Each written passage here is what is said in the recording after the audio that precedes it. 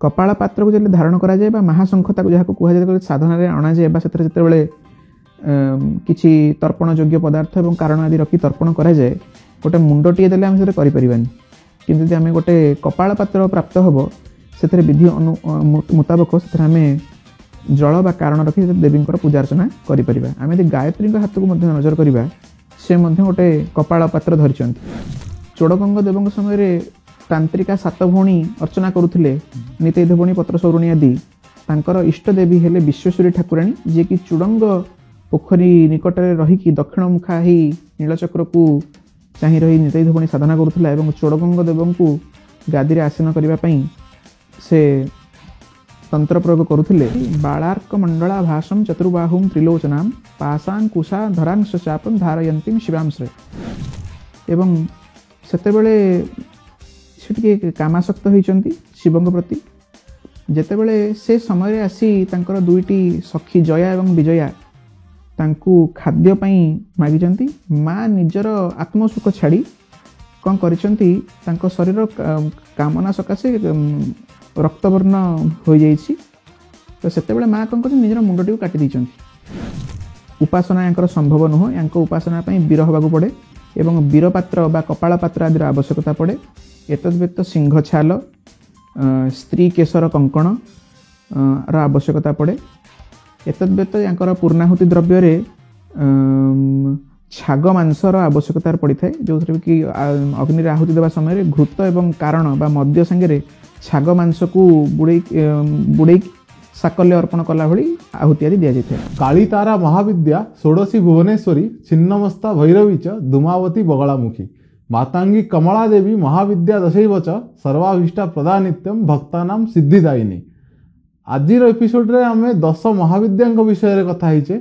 आजिर episode रे आमे 10 महाविद्यांकर अलग अलग तत्व केउ गोत्र प्रति सुसिद्ध्या केउ गोत्र प्रति साध्या कौ माने उपासना करवा उचित क्रम उपासना विषय रे कथा हिचे। विभिन्न देवींकर विभिन्न क्रम विषय रे कथा हिचे। एपिसोड शूटिंग कला बेले महाविद्यांक ऊपर मु केतेबा कहि बोधे गोटे एपिसोड जोटी सबुठु कम कथा हेछि मते अनेक किछि जो माने मो भली महाविद्या मानक विषय रे विशेष अत्यंत गहन तथ्य गुडे जानि नाहंती कि जने दु जण महाविद्यांक विषय जानि छथि अन्य मानक विषय जानि नाहंती से मानक निश्चित भाबे आजिर एपिसोड टी बहुत ज्ञान प्रदायिनी रहिबो एही आशा रे रहिली। एपिसोड एंजॉय करिवे। धन्यवाद।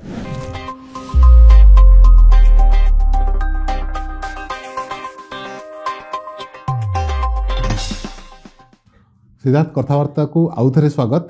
जय जगन्नाथ। नमस्चंडिकाय। जय जगन्नाथ। आम जमी मुझे आर थर कही सिद्धार्थ सहित गोटे एपिसोड संभवपर नुहे आम अनेक एपिसोड करवा या आगू हे तो करवा। आज आम कथा बसचे 10 महाविद्यांक विषय रे।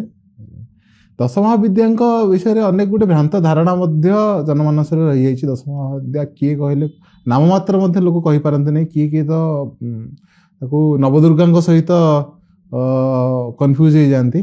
तेबे अध्यायटी आरंभ करवा यही विषय 10 महाविद्या किए पुराणोक्त वर्णना तंत्रोक्त वर्णना ऐतिहासिक वर्णना मूर्ति तत्व से विषय किसी से आरंभ करवा। नवदुर्गा महाकाली ब्रह्मा विष्णु शिवात्मिकां त्रिकाल ज्ञान संपन्ना नमामि परमेश्वरीं। मूलदेवी महामायांकर विभिन्न प्रकार अवस्था हेले महाविद्या। जमतिका गोटे इलेक्ट्रिसिटी प्रथम अध्याय कही इलेक्ट्रिसिटी जनरेट होची गोटे जगह किंतु ताको आमे व्यवहार करछे विभिन्न प्रकार से एसी करंट हो बा डीसी करंट हो 33 केवी हो बा 11 केवी हो आमे ताको डिफरेंट वे रे आम हिसाब रे आमे ताको व्यवहार करछे। से प्रकार सृष्टिर संचालन पाई तेले महाशक्ति विभिन्न भूमिका ग्रहण करुचंती। से प्रकार से विभिन्न प्रकार स्वरूप रे प्रकट होउचंती एवं से स्वरूपर किसी कल्पना नहीं। से समुद्र रे जे प्रकार असंख्य परिमाण रे ढेउ मांकर सेमते असंख्य प्रकार स्वरूप ता भितरु जेमते आमे नारायणकर दशावतार को कंसीडर करचे बेसिक अवतार जदियो भागवत रे 24 अवतार विषय वर्णना अछि। से प्रकार महाविद्या बा देवींकर अनेक स्वरूप थिले मध्य 10ଟା ସ୍ୱରୂପକୁ ଆମେ ଗ୍ରହଣ କରୁଛେ ସାର୍ବଜନୀନ ବ୍ୟବହାର ସାପେକ୍ଷ ହିସାବରେ, ଯୋଉଟାକି ସାଧାରଣ ଭାବେ ବୋଧଗମ୍ୟ ହେବ। ତେବେ 10 ମହାବିଦ୍ୟାଙ୍କ ବିଷୟରେ ଗୋଟେ ଓଭରଅଲ୍ ଅଣ୍ଡରଷ୍ଟାଣ୍ଡିଂ ହେଲା। 10 ମହାବିଦ୍ୟାଙ୍କ ବିଷୟରେ ପ୍ରତିଟି ମହାବିଦ୍ୟାଙ୍କ ନାଁ ତଥା ସେମାନଙ୍କ ବିଷୟରେ କିଛି କିଛି ପ୍ରଥମ ମହାବିଦ୍ୟା ପ୍ରଥମେ ନାଁ ଗୁଡ଼ିକ କହିଦିଅ, ତାପରେ ଜଣ ଜଣଙ୍କ ବିଷୟରେ କଥା ହେବା। 10 ମହାବିଦ୍ୟା କହିଲେ ପ୍ରଥମେ ହେଲେ କାଳୀ, ତାପରେ ତାରା, ତାପରେ ଷୋଡ଼ଶୀ, ତାପରେ ଭୁବନେଶ୍ୱରୀ, ତାପରେ ଭୈରବୀ, ତାପରେ ଛିନ୍ନମସ୍ତା, ତାପରେ ଧୂମାବତୀ, ବଗଳାମୁଖୀ, ତାପରେ ମାତଙ୍ଗୀ, ତାପରେ କମଳା। ଆମେ ଆରମ୍ଭ କରିବା ଆଦ୍ୟା ମହାବିଦ୍ୟାଙ୍କ ଠାରୁ। ଆଦ୍ୟା ମହାବିଦ୍ୟା ମା କାଳୀ, ଆଦ୍ୟା ମଧ୍ୟ କୁହାଯାଏ, ଆଦ୍ୟା ସ୍ତୋତ୍ର ମଧ୍ୟ ରହିଛି। କାଳୀଙ୍କ ତତ୍ତ୍ୱ ବିଷୟରେ କିଛି କୁହ, ପ୍ରଥମ ମହାବିଦ୍ୟାଙ୍କ ତତ୍ତ୍ୱ। 10 ମହାବିଦ୍ୟା ଭିତରେ ପ୍ରଥମ ମହାବିଦ୍ୟା ହେଲେ କାଳୀ। ଶମ୍ଭୁ ପଞ୍ଚମୁଖେ ନୈବ ଗୁଣାନ ବକ୍ତୁ ନତେକ୍ଷମଃ। ମାଙ୍କର ମହିମା ବିଷୟରେ ଶମ୍ଭୁ ତାଙ୍କ ପଞ୍ଚମୁଖରେ କହିବାକୁ ମଧ୍ୟ ଅସମର୍ଥ। ମହାକାଳ ସଂହିତାରେ କଥା ସ୍ତୁତି କରିଛନ୍ତି ମହାକାଳ ନିଜେ। କାଳୀ ହେଲେ ନଲେଜ, ଜ୍ଞାନ। ଯଦି ଆମେ ସ୍ୱରୂପକୁ ଯିବା, କାଳୀରୁ କମଳା, 10ଟା ଅବସ୍ଥା। କାଳୀ ହେଲେ ଅନକଣ୍ଟ୍ରୋଲ୍ଡ ଏନର୍ଜି, ଇଣ୍ଟେନ୍ସ, ଭୟଙ୍କର। ତାକୁ ଦେଖିଲେ ଗୋଟେ ଲୋକ ଭୟଭୀତ ହେବ। ସେହି ପରିମାଣରେ ରୌଦ୍ରା ଏବଂ ବହୁତ ଇଣ୍ଟେନ୍ସିଫାଏଡ୍ ମହାବିଦ୍ୟା। ଏତେ ମାତ୍ରାରେ ସେଠି ଏନର୍ଜିଟା ଗୋଟେ ଜାଗାରେ ରଖାହେଇଛି ବା ତାକୁ ଏ ପ୍ରକାର ଭାବେ ତାଙ୍କର ତତ୍ତ୍ୱଟାକୁ ବିନ୍ୟାସ କରାଯାଇଛି ମହାମାୟାଙ୍କର, କି ହଠାତ୍ ଗୋଟେ ଲୋକ ତାଙ୍କୁ ଦେଖିଲେ ଭୟ ପାଇଯିବ, ଆତୁର ହୋଇ ଉଠିବ। ଯଦି ତା ଭିତରେ ସେତିକି ଷ୍ଟାବିଲିଟି ନଥିବ, ସେ ତାକୁ ସମ୍ଭାଳି ପାରିବନି। ତେଣୁକରି ଆମର ଶକ୍ତି ଉପାସନାର 3ଟି ଦିଗ ରହିଛି, କାଳୀ, ତାରା ଏବଂ ଷୋଡ଼ଶୀ। ତାଙ୍କ ଭିତରୁ କାଳୀଙ୍କ କ୍ରମଟା ହେଉଛି ସୃଷ୍ଟି ତତ୍ତ୍ୱ, ତାରା ହେଲେ ସ୍ଥିତି ତତ୍ତ୍ୱ ଏବଂ ଷୋଡ଼ଶୀ ହେଲେ ସଂହାର ତତ୍ତ୍ୱ। ଏହି ହିସାବରେ ତାଙ୍କର ପୁନର୍ବିନ୍ୟାସ ଗୁଡ଼ାକ ରହିଛି। କାଳୀଙ୍କ ଭିତରକୁ ଯିବା, ଆମେ ତାଙ୍କର ସ୍ୱରୂପ ଦେଖିବା। ଧ୍ୟାନ କହୁଛି ସବାରୂଢ଼ା ମହାଭୀମାಂ ଘୋର ଦଂଷ୍ଟ୍ରାମ ହସନ୍ମୁଖୀମ୍ ଚତୁର୍ଭୁଜା ଖଡ଼ଗମୁଣ୍ଡ ବରଭୟଙ୍କରା ଶିବାମ୍ ମୁଣ୍ଡମାଳା ଧରାମ୍ ଦେବୀ ଲୋଳ ଜିହ୍ବା ଦିଗମ୍ବରାମ୍ ଏବଂ ସଞ୍ଚିନ୍ତ ୟତକାଳୀ ଶ୍ମଶାନାଳୟ ବାସିନୀମ୍। ତ କାଳୀ କିଏ ନା, ଯେ ଶ୍ମଶାନରେ ରୁହନ୍ତି। ଶ୍ମଶାନ କ'ଣ? ଶ୍ମଶାନ ସେଇ ଜାଗା ଯେଉଁଠି ପଞ୍ଚଭୂତାତ୍ମକ ଶରୀର ବିଲୀନ ହୁଏ, ଯେଉଁଠି ଆତ୍ମା ଏବଂ ପରମାତ୍ମାଙ୍କର ଭେଟ ହୁଏ। ଯେତେବେଳେ ଆମେ ଭୌତିକ ଜଗତରେ ଅଛେ, ଅଲୌକିକତା ବା ପରଲୌକିକ ଜିନିଷ ସହିତ ଆମକୁ କନେକ୍ଟ କରିବା ପାଇଁ ଆମକୁ ଗୋଟେ ସ୍ଥାନ ଦରକାର, ଯେଉଁଠିକି ଗୋଟେ ତତ୍ତ୍ୱ ନଷ୍ଟ ହେଉଥିବ ଏବଂ ଗୋଟେ ତତ୍ତ୍ୱ ସୃଷ୍ଟି ହେଉଥିବ। ତ କାଳୀଙ୍କର ସ୍ଥାନ ହେଉଛି ଶ୍ମଶାନ। ସେ ଶ୍ମଶାନରେ ବାସ କରନ୍ତି। କ'ଣ ପାଇଁ ବାସ କରନ୍ତି ନା, ସେଇଠି ମଣିଷ ଜୀବନର ବା ମଣିଷ ଶରୀରର ପଞ୍ଚତତ୍ତ୍ୱଟା ସେଇଠି, ସବୁ ତତ୍ତ୍ୱ ଗୁଡ଼ାକ ସେଇଠି ମାଟିରେ ମିଶିଯାଏ ଏବଂ ଯେଉଁ ତତ୍ତ୍ୱରେ ମଣିଷ ଶରୀର ତିଆରି, ଉକ୍ତ ତତ୍ତ୍ୱ ଗୁଡ଼ାକ ସେଇଠି ପ୍ରେଜେଣ୍ଟ ଥାଏ, ସବୁ ମିଶିଯାଏ। ତ ସେଥିପାଇଁ କାଳୀଙ୍କର ସ୍ଥିତି ହେଉଛି ଶ୍ମଶାନରେ। ପଞ୍ଚଶୂନ୍ୟ ସ୍ଥିତା ତାରା କାଳିକା ସର୍ବାନ୍ତେ ସ୍ଥିତା। ତ ସେ ମାନେ ପ୍ରଳୟ କାଳ ଅବସ୍ଥା ପରେ ଯେତେବେଳେ ସୃଷ୍ଟି ସମ୍ପୂର୍ଣ୍ଣ ଭାବେ କାଳିମାରେ ପରିଣତ ହେଇଯାଏ, ଅନ୍ଧକାର ଘନ ହେଇଯାଏ, ସେ ସ୍ଥିତିଟି ହେଉଛି କାଳୀ। ସେ କ'ଣ କ'ଣ ଧରିଛନ୍ତି ନା, ଖଡ଼ଗ ଏବଂ ମୁଣ୍ଡ। ମୁଣ୍ଡ ହେଉଛି ଦୁଷ୍ଟ ବା ରାକ୍ଷସର ମୁଣ୍ଡ, ଯାହାକୁ ମା ଛେଦ କରିଛନ୍ତି। ଖଡ଼ଗ ଧରିଛନ୍ତି, ଖଡ଼ଗରେ ଛେଦ କରିଛନ୍ତି। ଯେଉଁ ମୁଣ୍ଡକୁ ବା ଯେଉଁ ଶବକୁ ସେ ଛିନ୍ନ କରିଛନ୍ତି, ତାର ମୁଣ୍ଡଟିକୁ ହାତରେ ଧରିଛନ୍ତି ଏବଂ ଉପର ହାତରେ ଖଡ଼ଗ ଧରିଛନ୍ତି ଏବଂ ଅପର 2ଟି ହାତରେ ବରଦ ଏବଂ ଅଭୟ ମୁଦ୍ରା ଅଛି। ତ ଏଥିରୁ ସ୍ପଷ୍ଟ, ଯଦିଓ ସେ ଭୟଙ୍କର କରାଳି, କିନ୍ତୁ ତାଙ୍କ ଭିତରେ ମଧ୍ୟ ମାତୃତ୍ୱ ଅଛି ଏବଂ ସେ ବରଦ ଏବଂ ଅଭୟ ମୁଦ୍ରା ଧାରଣ କରିଛନ୍ତି। ତାଙ୍କ ସାଧକ, ଭକ୍ତ ଏବଂ ଜନସମାଜକୁ ଆଶୀର୍ବାଦ ମଧ୍ୟ ଅଭୟ ପ୍ରଦାନ କରୁଛନ୍ତି ଏବଂ ବରଦା ମଧ୍ୟ ହେଉଛନ୍ତି। ତ କାଳୀ ଯେହେତୁ ଶ୍ମଶାନରେ ରୁହନ୍ତି, ତାଙ୍କର ଉପଚାର ଏବଂ ପୂଜା କର୍ମକର୍ମାଣୀ ମଧ୍ୟ ସେହି ପ୍ରକାର ଅଟେ, ଯାହାକି ସାଧାରଣ ବୋଧଗମ୍ୟ ପୂଜା ଠାରୁ ଅଲଗା। ଏବଂ ତାଙ୍କର ପୂଜା ଶ୍ମଶାନରେ କରିବାଟା ହିଁ ଯୁକ୍ତିଯୁକ୍ତ। କାହିଁକି ନା, ସେ ତତ୍ତ୍ୱଟି ଶ୍ମଶାନକୁ ନେଇକି ହିଁ ଡେଭଲପ୍ ହେଇଛି। ଆମେ ଦେଖୁଛେ ତାଙ୍କ ତଳେ ଶିବ ଅଛନ୍ତି ସବାକୃତି ହୋଇ, ଶବ ରୂପରେ ପଡ଼ିଛନ୍ତି ଏବଂ କାଳୀ ତାଙ୍କ ଉପରେ ଦଣ୍ଡାୟମାନ ହେଇଛନ୍ତି। ବିଭିନ୍ନ ପ୍ରକାର ସ୍ୱରୂପ ଅଛି। କେଉଁ ସ୍ଥାନରେ ତାଙ୍କର ଦକ୍ଷିଣ ପାଦ ତାଙ୍କ ଛାତିରେ ପଡ଼ିଛି, କେଉଁ ସ୍ଥାନରେ ବାମ ପାଦ ପଡ଼ିଛି, କୌଣସି ଏକ ମୂର୍ତ୍ତିରେ ସେ ତାଙ୍କ ଛାତି ଉପରେ ମଧ୍ୟ ଉପବେଶନ କରିଛନ୍ତି। ତ ଏମିତି ବିଭିନ୍ନ ପ୍ରକାର ମାଙ୍କର ସ୍ୱରୂପ ଅଛି। ଅଷ୍ଟକାଳୀ ମଧ୍ୟ ଅଛନ୍ତି। ଆମେ ଯଦି ମହାକାଳ ସଂହିତାକୁ ଯିବା, ଆହୁରି ଅନେକ ପ୍ରକାର କାଳୀଙ୍କର ସ୍ୱରୂପ ରହିଛି। ଯଥା ଭଦ୍ରକାଳୀ ଅଛନ୍ତି, ଅନିରୁଦ୍ଧ କାଳୀ ଅଛନ୍ତି, ଗୁହ୍ୟକାଳୀ ଅଛନ୍ତି, କାମକଳା କାଳୀ ଅଛନ୍ତି। ଏମିତି ଅନେକ ସ୍ୱରୂପ ମାଙ୍କର ରହିଛି। ତଦ୍ଭୁତ ଯେଉଁଠି ସାର୍ବଜନୀନ ସ୍ୱରୂପ, ସେଥିରେ ସେ ଶିବଙ୍କ ଉପରେ ଠିଆ ହେଇଛନ୍ତି ବା ଶବ ଉପରେ ଠିଆ ହେଇଛନ୍ତି। ଖଡ଼୍ଗମୁଣ୍ଡ ଏବଂ ବରଦ ଅଭୟ ମୁଦ୍ରା ଧାରଣ କରିଛନ୍ତି। ଜିଭଟି ବାହାରକୁ ରହିଛି ଉଲ୍ଲଗ୍ନ ଏବଂ ରକ୍ତଧାରା ଗୁଡ଼ିକ ତାଙ୍କ ପାଟିରୁ ବୋହି ଚାଲିଛି। ପାଇଁ ଧ୍ୟାନରେ କୁହାଯାଇଛି ରକ୍ତଧାରା ସମାକୀର୍ଣ୍ଣେ କରକାଞ୍ଚି ବିଭୂଷଣେ ସର୍ବବିଘ୍ନ ହରେ କାଳୀ ନମସ୍ତେ ଶଙ୍କର ପ୍ରିୟେ।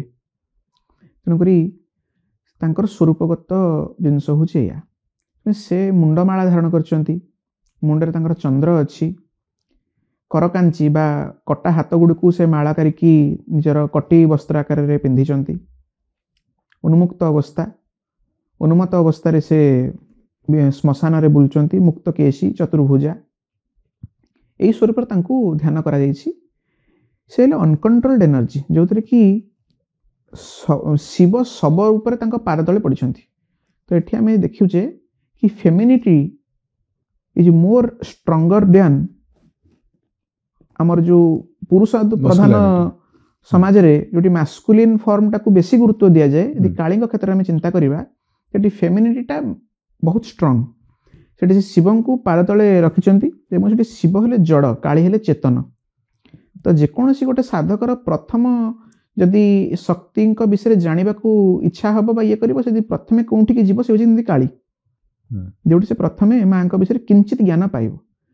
ତ କାଳୀ ଧାରଣ କରିଛନ୍ତି ମୁଣ୍ଡମାଳା, ଅଣ୍ଟାରେ ଅଛି କଟା ହାତ ମାଳ। ତ ଯାହା ସବୁ ଯେଉଁ ସବୁ ଜିନିଷ ଗୁଡ଼ିକ ମଣିଷର ମୃତ୍ୟୁ ପରେ ବା ଏଇ ଜଗତର ସଞ୍ଚାଳିତ ହେବା ଅବସ୍ଥା ପାଇଁ ଯେଉଁ ସବୁ ଶରୀର ଗୁଡ଼ିକ ସୃଷ୍ଟି ହେଇଛି, ତାକୁ ଯେଉଁ ଗୁଡ଼ାକ ସବୁ ଶ୍ମଶାନରେ ବିନଷ୍ଟ ହେଇଯାଏ, ତାକୁ ମା ନିଜର ଆଭୂଷଣ ଆକାରରେ ଗ୍ରହଣ କରିଛନ୍ତି।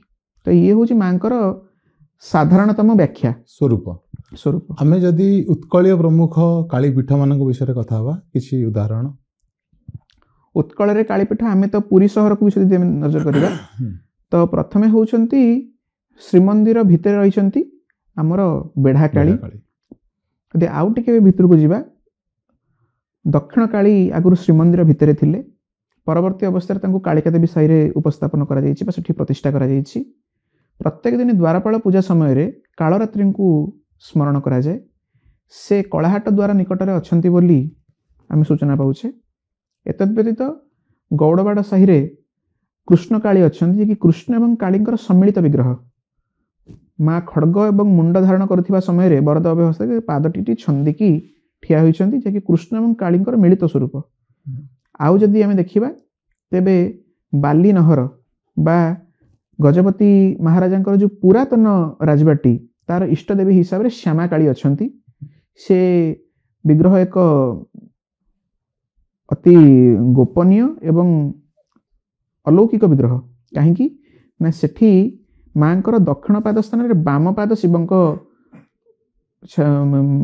ଛାତି ଉପରେ ରହିଛି ଏବଂ ସେ ଶିବଶକ୍ତିଙ୍କର ସଂଯୁକ୍ତ ଅବସ୍ଥା, ଭୋଗ ଏବଂ ଲିଙ୍ଗ ସଂଯୁକ୍ତ ଅବସ୍ଥାରେ ସେଠି ମା ରହିଛନ୍ତି ଏବଂ ସେ ହେଲେ ପୁରୁଣା ନହରର ଇଷ୍ଟଦେବୀ। ଏ ହିସାବରେ ତାଙ୍କର ପୂଜାର୍ଚ୍ଚନା ଚାଲେ।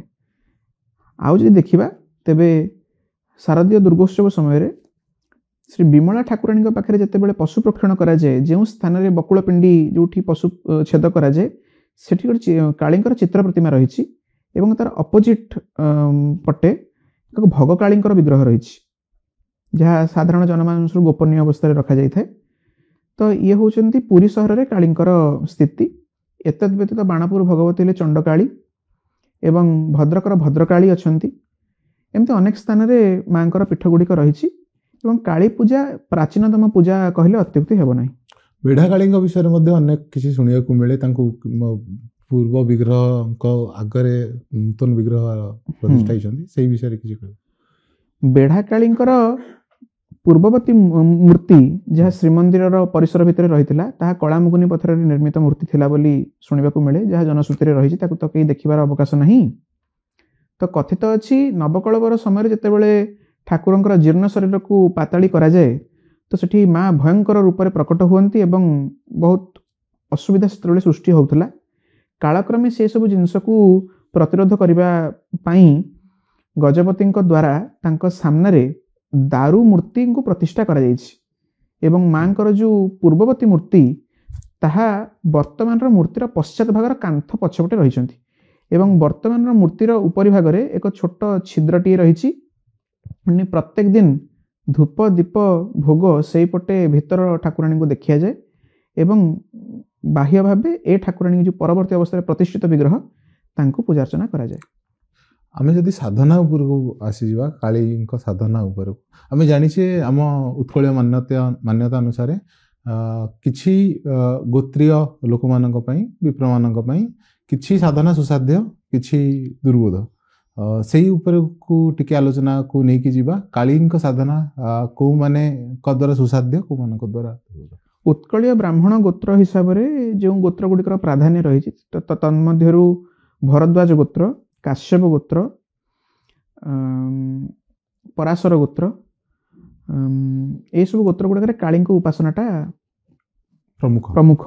ଏବଂ ଯଦି ଆମେ ଘରୋଇ ଉପାସନାକୁ ଦେଖିବା ତ କିଛି କିଛି ସ୍ଥାନରେ କୌଶିକ ଗୋତ୍ରୀୟ ବ୍ରାହ୍ମଣମାନଙ୍କ ଘରେ ମଧ୍ୟ କାଳୀ ଉପାସନା ଗୁଡ଼ିକ ଦେଖିବାକୁ ମିଳେ ଏବଂ ବିଶେଷତଃ ମାଙ୍କର ମୂର୍ତ୍ତି ପରିବର୍ତ୍ତେ ଯନ୍ତ୍ର ଏବଂ ପଟି ପୂଜା କରାଯାଏ।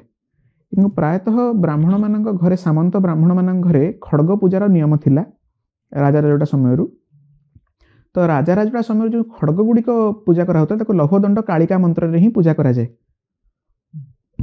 ଏ ବିଷୟଟି ସମସ୍ତଙ୍କ ଘରେ ପ୍ରାୟତଃ ଥିଲା। ବର୍ତ୍ତମାନ ଅଦ୍ୟାବଧି ପ୍ରାକ୍ଟିସ୍ ଯେଉଁମାନଙ୍କ ପାଖରେ ରହିଛି ସେମାନଙ୍କ ଘରେ କାଳୀଙ୍କର ଯନ୍ତ୍ର ରହିଛି, ଖଡ଼ଗକୁ ସେମାନେ ପୂଜା କରାଯାଏ। ଶାରଦୀୟ ଦୁର୍ଗୋତ୍ସବ ସମୟରେ ଯେଉଁ ବିଶ୍ରାମ ଦିନଟି ରହେ ତାକୁ ଖଣ୍ଡାଧୁଆ ବୋଲି କୁହନ୍ତି।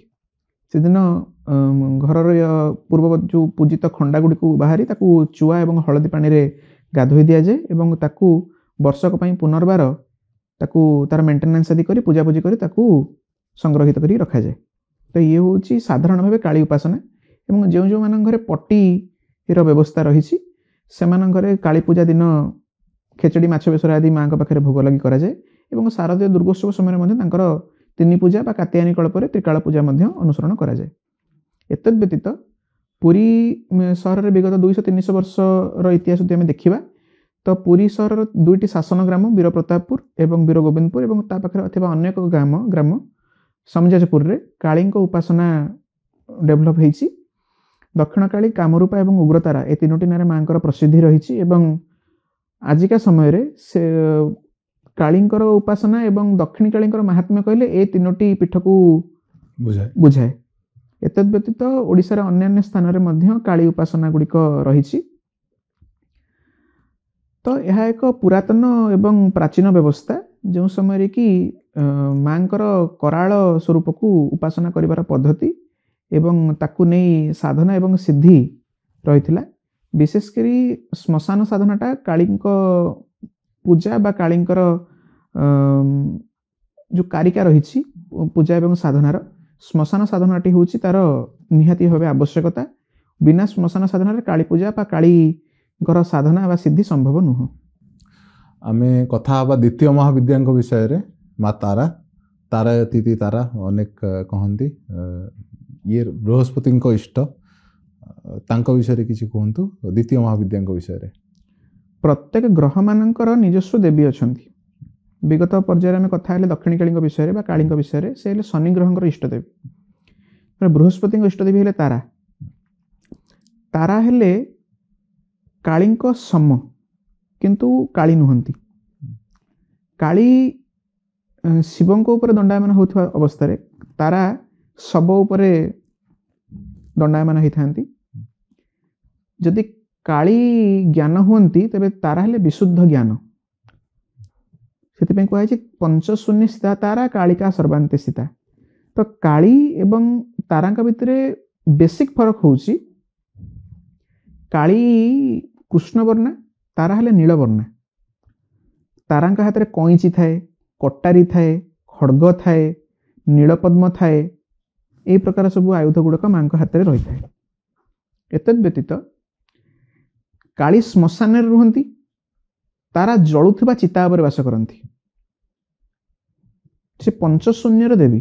ତ ଯେଉଁଠି ପଞ୍ଚତତ୍ଵଟା ନଷ୍ଟ ହେଉଥାଏ ବା ତା ସ୍ୱସ୍ଥାନକୁ ଫେରେ, ସେଠି କାଳୀ ଯେମିତି ଶ୍ମଶାନରେ ରୁହନ୍ତି, ତାରା ମଧ୍ୟ ଶ୍ମଶାନରେ ରୁହନ୍ତି, କିନ୍ତୁ ସେ ଜଳୁଥିବା ଚିତା ଉପରେ ବାସ କରନ୍ତି। ତ ସେ କାଳୀଙ୍କ ଭଳି ଇଣ୍ଟେନ୍ସ ଏବଂ ଭୟଙ୍କରୀ ମଧ୍ୟ। ତାଙ୍କ ଭିତରେ ବେସିକ୍ ଡିଫରେନ୍ସ ହେଉଛି, ଇଏ ଯେମିତି ବର୍ଣ୍ଣଗତ ଭାବେ ଫରକ ରହିଛି ଏବଂ ଆୟୁଧଗତ ଭାବେ ଫରକ ରହିଛି, ସେ ପ୍ରକାର ଆମେ କାଳୀଙ୍କୁ ଦେଖିବା ସେ ମୁଣ୍ଡମାଳ ପକେଇଛନ୍ତି, କିନ୍ତୁ ତାରାଙ୍କ ପାଖରେ ଖପୁରୀ ମାଳ ଥାଏ। ମାନେ କାଳୀଙ୍କ ମୁଣ୍ଡମାଳରେ ଚୁଟି, ଦାନ୍ତ ଇତ୍ୟାଦି ଲାଗିକି ଥାଏ। ଯେଉଁ ସ୍ଥାନରେ କାଳୀଙ୍କର କରକାଞ୍ଚି ବିଭୂଷଣ ଅଛି, ତାରାଙ୍କର ସେଠି ଅସ୍ଥି ମାଳା ଗୁଡ଼ିକ ସେ ଧାରଣ କରିଛନ୍ତି। ତାଙ୍କ ମୁଣ୍ଡ ଉପରେ ନାଗ ଚୂଡ଼ ଅଛି, ତାଙ୍କୁ ନାଗ ଚୂଡ଼ା ନିବଦ୍ଧା ବୋଲି କୁହାଯାଏ। ଖର୍ବାକୃତି। ସେ କାଳୀ ଯେମିତି ନବଯୌବନ ସମ୍ପର୍ଣ୍ଣା, ସେ ପ୍ରକାର ନୁହନ୍ତି, ଯଦିଓ ଅନେକ କ୍ରମ ରହିଛି, କିନ୍ତୁ ବିଶେଷତଃ ତାଙ୍କୁ ଖର୍ବାକୃତି ବୋଲି ସମ୍ବୋଧନ କରାଯାଇଛି। ତାଙ୍କର ଗୋଲ ଗୋଲ 3ଟି ଆଖି ଏବଂ ଆଖି ଗୁଡ଼ାକ ଯେପରି ଗୋଟେ ଲୋକ ଅତ୍ୟଧିକ ପରିମାଣରେ ଉଗ୍ର ହେଲେ ଯେଉଁ ପ୍ରକାର ଲାଲ ପଡ଼ିଯାଏ, ସେ ପ୍ରକାର ଲାଲ ଲାଲ ଆଖି। ମୁଣ୍ଡ ଉପରେ ଜଟା ଅଛି, ଜଟାରେ ଅସ୍ଥିମାଳା ଗୁଡ଼ାକ ଗୁଡ଼ିଆ ହେଇଛି। ମୁଣ୍ଡ ଉପରେ ନାଗ ଅଛି, ସେ ନାଗ ଯଜ୍ଞ ଉପଯୋଗ ଧାରଣ କରିଛନ୍ତି। ଅସ୍ଥିମାଳା ପକେଇଛନ୍ତି, ଅଣ୍ଟାରେ ଅସ୍ଥିମାଳା ଗୁଡ଼ିକର କାଞ୍ଚି ପିନ୍ଧିଛନ୍ତି, ବେକରେ ମଧ୍ୟ ଅସ୍ଥିମାଳା ଧରିଛି, ହାତରେ ଏବଂ ପାଦରେ ସେ ଅସ୍ଥି ଖଡ଼ୁ ଗୁଡ଼ିକ ଧାରଣ କରିଛନ୍ତି। ତ ଏଠି ଆମେ ଗୋଟେ ସାଧାରଣ ଜିନିଷ ବୁଝିପାରିବା କି ମୁଣ୍ଡ ଯେତେବେଳେ ସଦ୍ୟ ଛିନ୍ନ ମୁଣ୍ଡ, ସେଥିରେ ରକ୍ତ ଅଛି, ମାଂସ ଅଛି, ଚର୍ମ ଅଛି, ଅର୍ଗାନ ଗୁଡ଼ାକ ରହିଛି, କିନ୍ତୁ ହେଲେ ସେ ଖପୁରି ହେଇଯାଉଛି, ସେତେବେଳେ ସେ ସବୁ ଯେଉଁ ମାନେ ଯେଉଁ ନଷ୍ଟ ହେଉଥିବା ପଦାର୍ଥ ଗୁଡ଼ିକ ସବୁ ନଷ୍ଟ ହେଇଯାଉଛି ଏବଂ ସେ ଜିନିଷଟିକୁ ମା ଧାରଣ କରିଛନ୍ତି। ଏହାର ଅର୍ଥ ହେଉଛି ସଦ୍ୟ ଛିନ୍ନ ଶିର ହେଉଛି ଜ୍ଞାନ ଏବଂ ଖପୁରି ହେଉଛି ବିଶୁଦ୍ଧ ଜ୍ଞାନ। କପାଳ ପାତ୍ରକୁ ଯେତେବେଳେ ଧାରଣ କରାଯାଏ ବା ମହାଶଙ୍ଖ ତାକୁ ଯାହାକୁ କୁହାଯାଏ, ସାଧନାରେ ଅଣାଯାଏ ବା ସେଥିରେ ଯେତେବେଳେ କିଛି ତର୍ପଣ ଯୋଗ୍ୟ ପଦାର୍ଥ ଏବଂ କାରଣ ଆଦି ରଖି ତର୍ପଣ କରାଯାଏ, ଗୋଟେ ମୁଣ୍ଡଟିଏ ଦେଲେ ଆମେ ସେଥିରେ କରିପାରିବାନି, କିନ୍ତୁ ଯଦି ଆମେ ଗୋଟେ କପାଳ ପାତ୍ର ପ୍ରାପ୍ତ ହେବ, ସେଥିରେ ବିଧି ମୁତାବକ ସେଥିରେ ଆମେ ଜଳ ବା କାରଣ ରଖି ଦେବୀଙ୍କର ପୂଜା ଅର୍ଚ୍ଚନା କରିପାରିବା। ଆମେ ଯଦି ଗାୟତ୍ରୀଙ୍କ ହାତକୁ ମଧ୍ୟ ନଜର କରିବା, ସେ ମଧ୍ୟ ଗୋଟେ କପାଳ ପାତ୍ର ଧରିଛନ୍ତି। ତେଣୁକରି ଗୋଟେ ସାଧାରଣ ଭାବେ ଆମର ଡାଉଟ୍ ଆସେ କି ଦେବୀଙ୍କ ପୂଜାରେ ଏସବୁ ଜିନିଷର ବ୍ୟବହାର, ବାମ ମାର୍ଗୀୟ ଉପାସନା, ଏଗୁଡ଼ିକ କିଛି ଖରାପ ଜିନିଷ ନୁହଁ। ଏହା ହେଉଛି ସେ ତତ୍ତ୍ୱଟା ହେଉଛି ସେଇ ପ୍ରକାର। ଆମେ ଯେମିତି ଶ୍ମଶାନକୁ ଗଲେ ସେଠି ଆମେ ଖାଇପାରିବାନି, ଆମକୁ ଇଚ୍ଛା ହେବନି, ସେଠି ଆମେ ଦେଖିବା ଗୋଟେ ମଣିଷ ଜଳି ପୋଡ଼ିକି ପାଉଁଶ ହେଇଯାଉଛି ଏବଂ ସେଠି ଯେମିତି ଆମେ କେବେ ଭୋଜନକୁ କଳ୍ପନା କରିପାରିବାନି, ସେମିତି ଏ ତତ୍ତ୍ୱ ଗୁଡ଼ାକ ହେଉଛି ସେଇଆ। ଏଇଟା ତାକୁ ମଣିଷକୃତ ନୁହଁ, ଏଇସବୁ ଜିନିଷର ବିଦ୍ୟା ଗୁଡ଼ାକ ପୂର୍ବବତ୍ ରହିଛି ଏବଂ ତାକୁ ଲୋକଲୋଚନକୁ ଆଣିଛନ୍ତି ଭଗବାନ ସଦାଶିବ। ପଞ୍ଚମୁଖରେ ସେ 64ଟା ଆଗମ ବା 64 ତନ୍ତ୍ରକୁ ସେ ବର୍ଣ୍ଣନା କରିଛନ୍ତି। ତନ୍ମଧ୍ୟରୁ ତାରା ହେଲେ ପ୍ରଧାନ ବିଦ୍ୟା। ତାଙ୍କୁ ତାଙ୍କର ଅନେକ ଗୁଡ଼ିଏ କ୍ରମ ଅଛି, ଯେମିତିକି ନୀଳତାରା, କାମତାରା, ଏକଜଟା, ଉଗ୍ରତାରା, ନୀଳ ସରସ୍ୱତୀ, ଏମିତି ଅନେକ କ୍ରମ ରହିଛି।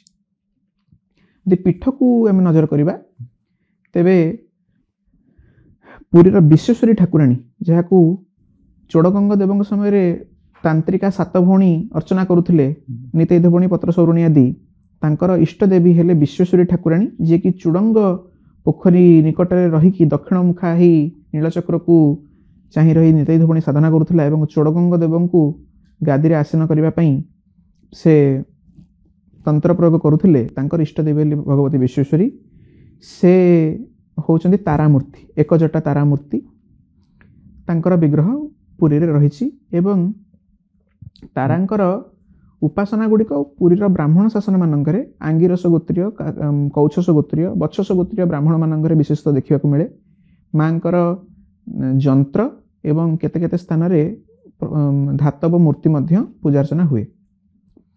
ଉଗ୍ରତାରା ବା ତାରା ମହାବିଦ୍ୟାଙ୍କର ଏକ ବଡ଼ ପୀଠ ହେଉଛି ଭୂଷଣ୍ଡପୁର ଉଗ୍ରତାରା। ଏ ପ୍ରତ୍ୟକ୍ଷ ଦେବୀ।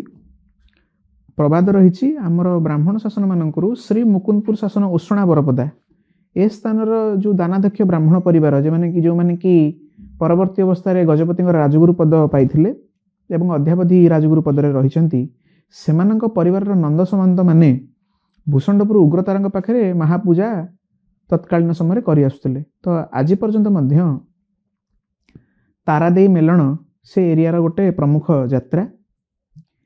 ଏତଦ୍ ବ୍ୟତୀତ ଗଞ୍ଜାମ, ଚିକିଟି ଏବଂ ଦକ୍ଷିଣ ଓଡ଼ିଶାର ଅନେକ ସ୍ଥାନରେ ତାରାଙ୍କର ଉପାସନା ଅଛି ଏବଂ ତାରା ଭରଦ୍ୱାଜ ଗୋତ୍ରରେ ବିଶେଷ ପରିମାଣରେ ସିଦ୍ଧ ହୁଅନ୍ତି।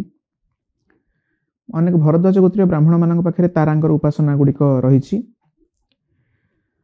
ଏତଦ୍ ବ୍ୟତୀତ ଗଞ୍ଜାମର ତାରା ତାରିଣୀ ସେ ମଧ୍ୟ ତାରା ମହାବିଦ୍ୟାଙ୍କର ଏକ ପ୍ରମୁଖ ପୀଠ।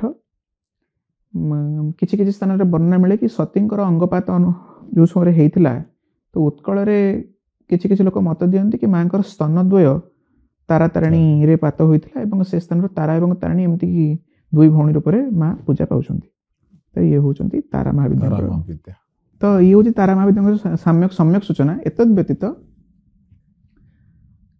ଆମର ପ୍ରସିଦ୍ଧ ଠାକୁରାଣୀ ତାରିଣୀ ସେ ମଧ୍ୟ ତାରା ମହାବିଦ୍ୟା। ସେ ବ୍ରହ୍ମଶିଳା ରୂପରେ ପୂଜା ପାଉଛନ୍ତି ଏବଂ ତାଙ୍କର ସ୍ୱତନ୍ତ୍ର ସ୍ୱରୂପ ଅଦ୍ୟାବଧି ପ୍ରତିଷ୍ଠିତ ହୋଇନାହିଁ। ବ୍ରହ୍ମଶିଳାଟି ରହିଛି ଏବଂ ତା ଉପରେ ସିନ୍ଦୁର ଲେପନ କରି ତାଙ୍କୁ ପୂଜା କରାଯାଉଛି। ସବୁଠୁ ବଡ଼ ପୀଠ କହିଲେ ସେ ଯଦିଓ ପ୍ରକଟ ପୀଠ ନୁହଁ କିନ୍ତୁ ତଥାପି କାକଟପୁର ମଙ୍ଗଳା ମଧ୍ୟ ସେଇ ତାରା ମହାବିଦ୍ୟାଙ୍କର ଏକ ସ୍ୱରୂପ। ଏବଂ ଦେଖନ୍ତୁ ତାଙ୍କର ବହୁତ ଗୁରୁତ୍ୱପୂର୍ଣ୍ଣ କନେକ୍ସନ୍ ରହିଛି ଜଗନ୍ନାଥଙ୍କ ସଙ୍ଗରେ। ଯେତେବେଳେ ନବକଳେବର ହେଉଛି ସେତେବେଳେ ମାଙ୍କ ପାଖରେ ମାର୍ଜନା ଆଦି କରି ସ୍ୱପ୍ନାବତୀ ମନ୍ତ୍ର ପାଠ କଲେ ହିଁ ଦାରୁର ସନ୍ଧାନ ମିଳୁଛି। ତ ସେଇ ସିକ୍ୱେନ୍ସରେ ଆମେ ଶୁଣୁଛି ଉଗ୍ରତାରା ଷୋଳପାଣି ସୁଭଦ୍ରା ଭୁବନେଶ୍ୱର ନୀଳାଦ୍ରୌତ ଜଗନ୍ନାଥ ସାକ୍ଷାତ ଦକ୍ଷିଣ କାଳିକା। ସେଇ ହିସାବରେ ମହାବିଦ୍ୟା ତାରାଙ୍କର ଜଗନ୍ନାଥଙ୍କ ସଙ୍ଗରେ ଅତ୍ୟଧିକ ଗୋପନୀୟ ବିଧିରେ କନେକ୍ସନ୍ ରହିଛି ଏବଂ ବଳଭଦ୍ରଙ୍କୁ ତାରାଙ୍କ ସହିତ ମଧ୍ୟ କମ୍ପେୟାର କରାଯାଇଛି ଏବଂ ତାଙ୍କ ଭିତରେ ସାମ୍ୟତା ମଧ୍ୟ ରହିଛି। ଆମେ କଥା ହେଲେ ଦ୍ୱିତୀୟ ମହାବିଦ୍ୟାଙ୍କ ବିଷୟରେ। ଆମେ ଯିବା ତୃତୀୟ ମହାବିଦ୍ୟାଙ୍କ ପାଖକୁ ଷୋଡ଼ଶୀ। ମା ଷୋଡ଼ଶୀଙ୍କ ବିଷୟରେ ସମ୍ୟକ ଭାବେ କୁହ। ଷୋଡ଼ଶୀ ନାଁରୁ ଜଣାପଡ଼ୁଛି ସେ କେଉଁ ପ୍ରକାର ହେଇଥିବେ। ତ ଷୋଡ଼ଶୀ ହେଲେ 16 ବୟସୀ ନବଯୌବନ ସମ୍ପନ୍ନା। ତ ସେ ମହାତ୍ରିପୁର ସୁନ୍ଦରୀ। ତ ସୌନ୍ଦର୍ଯ୍ୟକୁ ନେଇ ତାଙ୍କର ସ୍ଥିତି ଏବଂ ସୌନ୍ଦର୍ଯ୍ୟକୁ ନେଇକି ହିଁ ସେ ରୂପର ପରିକଳ୍ପନା କରାଯାଇଛି। ତେଣୁକରି ଧ୍ୟାନରେ ତାଙ୍କର କୁହାଯାଇଛି ବାଳାର୍କ ମଣ୍ଡଳା ଭାସମ୍ ଚତୁର୍ବାହୁಂ ତ୍ରିଲୋଚନାମ୍ ପାଶାଙ୍କୁଶା ଧରାଂଶ ଚାପମ୍ ଧାରୟନ୍ତୀମ୍ ଶିବାଂଶ୍ରୟ। ତ ସେ ପାଶ, ଅଙ୍କୁଶ, ଧନୁ ଏବଂ ତୀର ଧାରଣ କରିଛନ୍ତି। ରକ୍ତବର୍ଣ୍ଣା ଏବଂ 16 ବୟସରେ ଗୋଟେ ଝିଅଟିଏ ଦେଖିବାକୁ ଯେମିତି ସେ ଦେଖିବାକୁ ସେମିତି। ତ ତାଙ୍କର ବିଭିନ୍ନ ପ୍ରକାର ସ୍ୱରୂପ ଅଛି। ତ ଆମର ସାଙ୍କର ମତ ବା ଆଦିଶଙ୍କରଙ୍କର ଉପାସ୍ୟ ବିଦ୍ୟା ହେଲେ ଷୋଡ଼ଶୀ ବା ତ୍ରିପୁର ସୁନ୍ଦରୀ। ତ ତାଙ୍କର ଶ୍ରୀ ବିଦ୍ୟା ଉପାସନାଟା ହେଉଛି ଗୁରୁତ୍ୱପୂର୍ଣ୍ଣ ଉପାସନା, ଯାହାକି ଦକ୍ଷିଣ ଭାରତୀୟ ଉପାସନାରେ ପରିଚାଳିତ। ଏବଂ ଦକ୍ଷିଣ ଭାରତକୁ ଯଦି ଆମେ ଯିବା ଏଠି ତ୍ରିପୁର ସୁନ୍ଦରୀଙ୍କର ଅନୁଷ୍ଠାନ ଏବଂ ତ୍ରିପୁର ସୁନ୍ଦରୀଙ୍କର ପୂଜା ବହୁତ। ଉତ୍କଳରେ ବିଶେଷ ନଥିଲେ ମଧ୍ୟ ସେଠି ଉପାସନାଟି ବହୁତ ଷ୍ଟ୍ରଙ୍ଗ ଏବଂ ବହୁତ ପ୍ରାକ୍ଟିସିଂ ବ୍ରାହ୍ମଣମାନେ ରହିଛନ୍ତି। ଏତଦ୍ ବ୍ୟତୀତ ତ୍ରିପୁର ସୁନ୍ଦରୀଙ୍କର ବିଭିନ୍ନ ପ୍ରକାର ରୂପ ରହିଛି, ଯେମିତିକି ବାଳା ତ୍ରିପୁର ସୁନ୍ଦରୀ, ପଞ୍ଚଦଶୀ, ଷୋଡ଼ଶୀ, ମହାତ୍ରିପୁର ସୁନ୍ଦରୀ, ପୂର୍ଣ୍ଣ ଷୋଡ଼ଶୀ, ଏମିତି ବିଭିନ୍ନ ପ୍ରକାର ରୂପ ରହିଛି। ତ ତାଙ୍କର ଏକ ବିଶେଷ ସ୍ୱରୂପ ହେଉଛି ସେ ପଞ୍ଚବ୍ରହ୍ମା ଆସନ ଉପରେ ବସିଛନ୍ତି। ବ୍ରହ୍ମା, ବିଷ୍ଣୁ, ରୁଦ୍ର, ଈଶ୍ୱର ଏବଂ ସଦାଶିବ। ସେ ଯେଉଁ ପଲଙ୍କ ଉପରେ ବସିଛନ୍ତି ସେ ପଲଙ୍କଟିର 4ଟି ପାଦ ହେଉଛି ବ୍ରହ୍ମା, ବିଷ୍ଣୁ, ରୁଦ୍ର ଏବଂ ଈଶ୍ୱର। ଏବଂ ସେ ପଲଙ୍କ ଉପରେ ସଦାଶିବ ଆସୀନ ହୋଇଛନ୍ତି। ସଦାଶିବଙ୍କର ନାଭିରୁ ଯେଉଁ ପ୍ରସ୍ଫୁଟିତ ପଦ୍ମଟି ବିକଶିତ ହୋଇଛି ତା ଉପରେ ଷୋଡ଼ଶୀ ବା ମହାତ୍ରିପୁର ସୁନ୍ଦରୀ ବସିଛନ୍ତି। ତ ଇଏ ହେଲା ତାଙ୍କ ସ୍ୱରୂପ। ବିଶେଷ କରି ସାଙ୍କର ସମ୍ପ୍ରଦାୟରେ ତାଙ୍କର ଉପାସନା ଗୁଡ଼ିକ ବହୁତ ଗୁରୁତ୍ୱପୂର୍ଣ୍ଣ। ହାଦି ଏବଂ କାଦି ବିଦ୍ୟା ବୋଲି 2ଟି ସ୍ତର ତାଙ୍କର ରହିଛି, ଯେଉଁଗୁଡ଼ିକ କି ଉପାସନାଗତ ପାର୍ଥକ୍ୟକୁ ନେଇକି ପ୍ରକାର ମନ୍ତ୍ର ଏବଂ ତାର କ୍ରମ ସୃଷ୍ଟି। ଶ୍ରୀବିଦ୍ୟା ଉପାସନା ଓଡ଼ିଶାରେ ଏତେଟା ବ୍ୟାପ୍ତ ହୋଇନଥିଲେ ମଧ୍ୟ ସାଙ୍କର ସମ୍ପ୍ରଦାୟରେ ଯେତେ ମଠ ଗୁଡ଼ିଏ ରହିଛି, ଯେପରି କି ପୁରୀରେ ଶଙ୍କରାଚାର୍ଯ୍ୟ ମଠ, ଶଙ୍କରାନନ୍ଦ ମଠ, ଗୋପାଳ ତୀର୍ଥ ମଠ, ଏସବୁ ସ୍ଥାନମାନଙ୍କରେ ମାଙ୍କର ଧାତବ ବିଗ୍ରହଙ୍କର ଉପାସନା ଅଦ୍ୟାବଧି ରହିଛି। ଗଞ୍ଜାମର ବାଳା ତ୍ରିପୁର ସୁନ୍ଦରୀଙ୍କ ପୀଠ ହେଉଛି ତ୍ରିପୁର ସୁନ୍ଦରୀଙ୍କର ପୀଠ। ଯାହାକୁ ପରଶୁରାମଙ୍କ ଦ୍ୱାରା ସ୍ଥାପନ କରାଯାଇଥିଲା। ସେ ହେଲେ ବାଳା ତ୍ରିପୁର ସୁନ୍ଦରୀ। ଏବଂ ମହାନଦୀ କୂଳରେ ଭଟ୍ଟାରିକା ଅଛନ୍ତି, ଭଟ୍ଟାରିକା ମଧ୍ୟ ସେ ତ୍ରିପୁର ସୁନ୍ଦରୀ। ପରଶୁରାମ ଯେତେବେଳେ ନିଜ ମାଙ୍କୁ ହତ୍ୟା କଲା ପରେ ଯେତେବେଳେ ସେ ଦୋଷ ଛଡ଼ାଇବା ପାଇଁ ଭ୍ରମଣରତ ଥିଲେ, ତ ସେ ସମୟରେ ଯେତେବେଳେ ଯାଇକି ସେ ପହଞ୍ଚିଥିଲେ ସେ ପର୍ବତ ପାଖରେ ଯେଉଁଠି ଭଟ୍ଟାରିକା ପ୍ରତିଷ୍ଠିତ ହୋଇଛନ୍ତି, ତାଙ୍କ ହାତରୁ ତାଙ୍କ ପରଶୁଟି ଖସି ପଡ଼ିଥିଲା ଏବଂ ସେ ଜାଣିପାରିଥିଲେ ଏଠି କିଛି ଶକ୍ତି ନିଶ୍ଚିତ ଭାବେ ରହିଛି। ତ ସେ ସରମୁନରେ ମାଙ୍କର ବିଗ୍ରହଟିକୁ ଖୋଦିତ କରିଥିଲେ। ଏ ପ୍ରକାର ଉପାଖ୍ୟାନ ଝଙ୍କଡ଼ବାସିନୀ ମା ସାରଳା ଏବଂ ଚର୍ଚ୍ଚିକାଙ୍କ ପାଖରେ ମଧ୍ୟ ଶୁଣିବାକୁ ମିଳେ।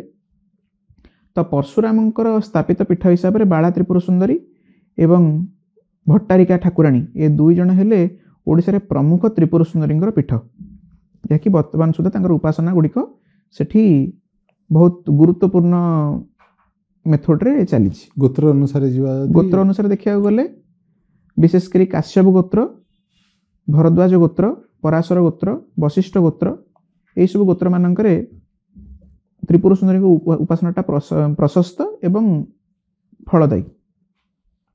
ଆମେ କଥା ହେଲେ ତୃତୀୟ ମହାବିଦ୍ୟାଙ୍କ ବିଷୟରେ, ଆସିଯିବା ଚତୁର୍ଥ ମହାବିଦ୍ୟାଙ୍କ ବିଷୟରେ। ତମ ଘର ପୂଜା ଠାକୁରାଣୀ ମା ଭୁବନେଶ୍ୱରୀ, ଭୁବନେଶ୍ୱରୀଙ୍କ ବିଷୟରେ କିଛି କୁହ। ମା ଭୁବନେଶ୍ୱରୀ, ଭୁବନେଶ୍ୱରୀଙ୍କୁ ରାଜରାଜେଶ୍ୱରୀ ମଧ୍ୟ ବୋଲି କୁହାଯାଏ। ଷୋଡ଼ଶୀ ଏବଂ ଭୁବନେଶ୍ୱରୀଙ୍କ ମଧ୍ୟରେ ସାମାନ୍ୟ ପ୍ରଭେଦ ରହିଛି, ପୁଣି ଏକତ୍ୱ ମଧ୍ୟ ରହିଛି। ଭୁବନେଶ୍ୱରୀ ଇଣ୍ଟେନ୍ସ ନୁହନ୍ତି, ସେ ସୌମ୍ୟା, ଟିକେ ମାଇଲ୍ଡ, କିନ୍ତୁ ଯଦି ତାଙ୍କର ଉପାସନାଟି ତାଙ୍କର ପୀଠ ଆବରଣ, ରହସ୍ୟ ପୂଜା ଏବଂ ମୁଦ୍ରା ଆଦି ଭିତରେ ଯେଉଁ ପ୍ରକାର ପୂଜା ଗୁଡ଼ିକ ରହିଛି, ଯଦି ତାକୁ ଭଲ ଭାବେ ପୂଜା କରାଯାଏ, ଠିକ୍ ଭାବେ କରାଯାଏ, ତାହେଲେ ସେ ଚତୁର୍ବର୍ଗ ଦେବାକୁ ସେ ସକ୍ଷମ ଅଟନ୍ତି। ଏବଂ ତାଙ୍କର ମନ୍ତ୍ରର କ୍ରମରେ ମଧ୍ୟ କୁହାଯାଇଛି କି ଚତୁର୍ବର୍ଗ ପ୍ରାପ୍ତି ଅର୍ଥେ ତାଙ୍କୁ ନ୍ୟାସ ଏବଂ ପୂଜା କରାଯାଏ। ତ ଭୁବନେଶ୍ୱରୀଙ୍କର ଦୁଇ ହାତରେ ପାଶ ଏବଂ ଅଙ୍କୁଶ ରହିଛି ଏବଂ ନିମ୍ନ ଦୁଇଟି ହସ୍ତରେ ବରଦ ଏବଂ ଅଭୟମୁଦ୍ରା ରହିଛି। ଦେବୀ ତ୍ରିନେତ୍ରା, ସୁବର୍ଣ୍ଣବର୍ଣ୍ଣା ଏବଂ ସୌଭାଗ୍ୟ ଭୁବନେଶ୍ୱରୀ, ମାୟା ଭୁବନେଶ୍ୱରୀ ଭେଦରେ ଦ୍ୱିବିଧା। ଏତଦ୍ ବ୍ୟତୀତ ତାଙ୍କର ଅନେକ ସ୍ୱରୂପ ରହିଛି, ଯେମିତିକି ରମାରୁଦ୍ଧା ମାୟା, ବାଣୀରୁଦ୍ଧା ମାୟା, ପରାମ୍ବିକା, ଗୌରୀଚଣ୍ଡୀ କାତ୍ୟାୟନୀ, ଏମିତି ଅନେକ ସ୍ୱରୂପ ତାଙ୍କର ରହିଛି। ସବୁ ସ୍ୱରୂପ ଗୁଡ଼ାକର ବର୍ଣ୍ଣ, ଆୟୁଧ ଭିନ୍ନ। ଭୁବନେଶ୍ୱରୀଙ୍କର ପୂଜାଟା ଦେଖିବାକୁ ଗଲେ ଓଡ଼ିଶାରେ ଚାରିଆଡ଼େ ଅଛି। ଏମିତି କୌଣସି ଗୋଟେ ସ୍ଥାନ ନାହିଁ ଯେଉଁଠି ଭୁବନେଶ୍ୱରୀଙ୍କର ପୂଜା ନାହିଁ। ଯେମିତିକି କହିବାକୁ ଗଲେ ଉତ୍କଳର ମାଟି ଭୁବନେଶ୍ୱରୀଙ୍କର ପୂଜା ଏବଂ ସାଧନା ପାଇଁ ଯେମିତି ନିର୍ଦ୍ଦିଷ୍ଟ ହେଇଛି, ଉପଯୁକ୍ତ। କାହିଁକି ନା ଶ୍ରୀମନ୍ଦିରସ୍ଥ ରତ୍ନସିଂହାସନସ୍ଥ ମା ସୁଭଦ୍ରା ଭୁବନେଶ୍ୱରୀ ମନ୍ତ୍ରରେ ପୂଜା ପାଆନ୍ତି। ଭଗବତୀ ବିମଳା ମଧ୍ୟ ଭୁବନେଶ୍ୱରୀ ମନ୍ତ୍ର ପୂଜିତା। ଶ୍ରୀମନ୍ଦିରରେ ଭୁବନେଶ୍ୱରୀଙ୍କର ସ୍ୱତନ୍ତ୍ର ମନ୍ଦିର ରହିଛି। ସୁଭଦ୍ରାଙ୍କର ଯେଉଁ ଶୟନ ପ୍ରତିମା ରହିଛି ସେ ମଧ୍ୟ ସୁବର୍ଣ୍ଣର ଭୁବନେଶ୍ୱରୀ ମୂର୍ତ୍ତି। ଏତଦ୍ ବ୍ୟତୀତ ଆପଣ ଦେଖନ୍ତୁ ଯେତେ ସବୁ ଶାସନ ମାନଙ୍କରେ ଯେଉଁ ବ୍ରାହ୍ମଣମାନେ ଅଛନ୍ତି, ତା ଭିତରେ କୌଛସ ଗୋତ୍ରୀୟ, ଆତ୍ରେୟ ଗୋତ୍ରୀୟ ଏବଂ ବଛସ ଗୋତ୍ରୀୟ, ଏ ତିନି ଗୋତ୍ରର ବ୍ରାହ୍ମଣମାନଙ୍କ ଘରେ ଆପଣ ଭୁବନେଶ୍ୱରୀ ମୂର୍ତ୍ତି ଦେଖିବାକୁ ପାଇବେ। ଏବଂ ମାଙ୍କର ପୂଜା ଏଠି ଯଦିଓ ତନ୍ତ୍ର ମତେ କରାଯାଏ, କିନ୍ତୁ ସବୁ ଅନୁକଳ୍ପରେ କରାଯାଏ। ଅନୁକଳ୍ପରେ ମାନେ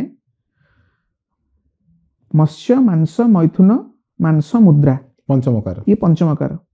ପଞ୍ଚମକାରକୁ ପ୍ରତ୍ୟକ୍ଷ ଭାବେ ବ୍ୟବହାର କରାଯାଇପାରିବ ଏବଂ ତାର ଅନୁକଳ୍ପ ବିଧାନ ମଧ୍ୟ ରହିଛି। ଅନୁକଳ୍ପ କହିଲେ ବିକଳ୍ପ। ଯେଉଁଠି ଆମକୁ ମାଂସ ଦେବାକୁ ପଡ଼ିବ ସେ ସ୍ଥାନରେ ଆମେ କଦଳୀ ବ୍ୟବହାର କରିପାରିବା, ଦେଶୀ ଆଳୁ ବ୍ୟବହାର କରିପାରିବା, ସାରୁ ବ୍ୟବହାର କରିପାରିବା। ଏ ହେଉଛି ମାଂସର ଅନୁକଳ୍ପ। ମଦ୍ୟ ସ୍ଥାନରେ ଆମେ କଂସା ପାତ୍ରରେ ନାରିକେଳ ଜଳ ଦେଇପାରିବା, କଂସା ପାତ୍ରରେ ମହୁ ଦେଇପାରିବା। ଏସବୁ ହେଉଛି ମଦ୍ୟର ଅନୁକଳ୍ପ।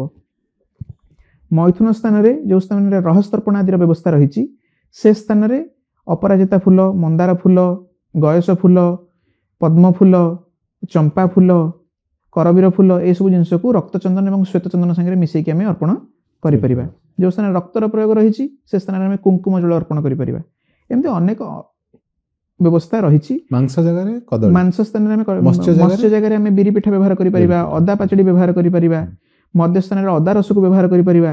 ଏମିତି ଅନେକ ବିଧ ଅନୁକଳ୍ପ ବ୍ୟବସ୍ଥା ରହିଛି। ତ उत्कल भुवनेश्वरी पूजा विशेषतः वैष्णवीय संस्कृति आदृत एवं तांकु वैष्णवी शक्ति रूपे अर्चना करा जाए। जदिओ कामाख्या जदि आमे जिबा सेठी देवी पाखरे पशु प्रक्षण आदि व्यवस्था थिला बेले एठी ओडिशा रे एवं विशेषतः पुरी रे शासन ब्राह्मण मानक घर मानकरे जो स्थान भुवनेश्वरी उपासना रही से स्थान रे साधा भोगर प्रचलन रही। आम यदि अन्य पीठ मान विषय कह उत्कल कटक चंडी भुवनेश्वरी भुवनेश्वरी भैरवी से केवल भुवनेश्वरी नुहंती भैरवी महाविद्या विषय में आलोचना करिबा। हमें अनेक भैरवी विषय में जानिबा को पाइबा। गोपालुणी भुवनेश्वरी हाँ लिंगराज मंदिर भितर जो गोपालुणी अच्छी एवं तांकर पार्वती भी जो मंदिर रही से भुवनेश्वरी स्वरूपा। मु जो प्रकार कथा कहली भुवनेश्वरी अनेक व्याप्त अवस्था रही। भुवनेश्वरी भैरवी अच्छी, रमारुद्धा माया रही जी की लक्ष्मी, बाणीरुद्धा माया रही जी की सरस्वती, गौरीचंडी कात्यायनी रही जी की निजे पार्वती, पराम्बिका स्वरूप रही। एमती अनेक स्वरूप मांकर रही। कह गले ये एक व्याप्त अवस्था भुवनेश्वरी। आम ना बुझीपारे भुवनर ईश्वरी से चतुर्दश ब्रह्मांड व्याप्त होकर अच्छा। आउ टे आम वैदिक सभ्यता आड़ को जावा तो ऋग्वेदर दशम मंडल कहुई ब्रह्ममाया रात्रि ही परमेश लयात्मिका तदधिष्ठात्री देवी तो भुवनेशी प्रकृतिता। ए विषय गोटे आम जाना पाचे। एत व्यतीत भुवनेश्वरी हेले दुर्गा लक्ष्मी एक मिश्रित विग्रह। से रक्षा करती और धन धान्य गोपलक्ष्मी प्रदान करती। तो जदिओ माने उपासना टे माइल्ड बा एतटा इंटेंस नुह किंतु ठीक भाव पूजा करा जाए से चतुर्वर्ग देवाकू समर्थ अटंती। एवं आमे जदि आउ टिके ये को जिबा आगम भितर को जिबा तो जेतेबेले परमेष्टि सूर्यंकर निर्माण होउतला बा भुवन निर्माण होउतला जेतेबेले तीनिटा एक भुवन तैयारी हैला स्वर्गमर्त्य पार त्रिपुरा बा षोडशींकर स्थिति थिला। जेतेबेले भुवन निर्माण हो गला भुवन को व्याप्त कराला सेतेबेले भुवनर पालन करबा पई भुवनेश्वरींकर आविर्भाव हैला। तेणुकरी तांकू भुवनर ईश्वरी रूपे ग्रहण करा जायछि एवं से हेले जगतर माँ। सेति पई तांका हाथ रे गोटे पास जो थरे कि से शासन करती और अंकुश जहाद्वारा कि से दुष्ट निवारण करती और अन्य मानक ऊपर अंकुश लगे था। तो ये भुवनेश्वरी महाविद्या विषय आसवा परवर्ती महाविद्या निकट को भैरवी भैरवी माँ भैरवी विषय किसी कह। भैरवी महाविद्या विषय विशेष आलोचनार आवश्यकता नहीं कहीं आम साधारण जेकोसी देवी को भैरवी बोली उपस्थापन करुचे। जपरिक आम कहूचे विमलासा महादेवी जगन्नाथस्तु भैरव, विमला भैरवी जत्र जगन्नाथस्तु भैरव। तो भैरवी होउचंती महामायांकर एक ए प्रकार अवस्था जे कि भैरव को ज्ञान प्रदान करती। तो भैरवी मध्य निज हाथ रे विद्या बा पोथी धरिचंती। तो भैरवी हेले ज्ञान र प्रतीक स्वरूपा एवं भैरवी उपासना रे ज्ञान प्राप्ति हुए। भैरवी उपासना काली तारा आदि उपासना जो प्रकार करा जाए भैरवी उपासना से प्रकार करा जाए। भैरवी विभिन्न प्रकार अच्छी। भुवनेश्वरी भैरवी अच्छी, अन्नपूर्णा भैरवी अच्छी, संपद प्रदा भैरवी अच्छी, धनदा भैरवी अच्छी, अनेक विविध भैरवी अच्छी।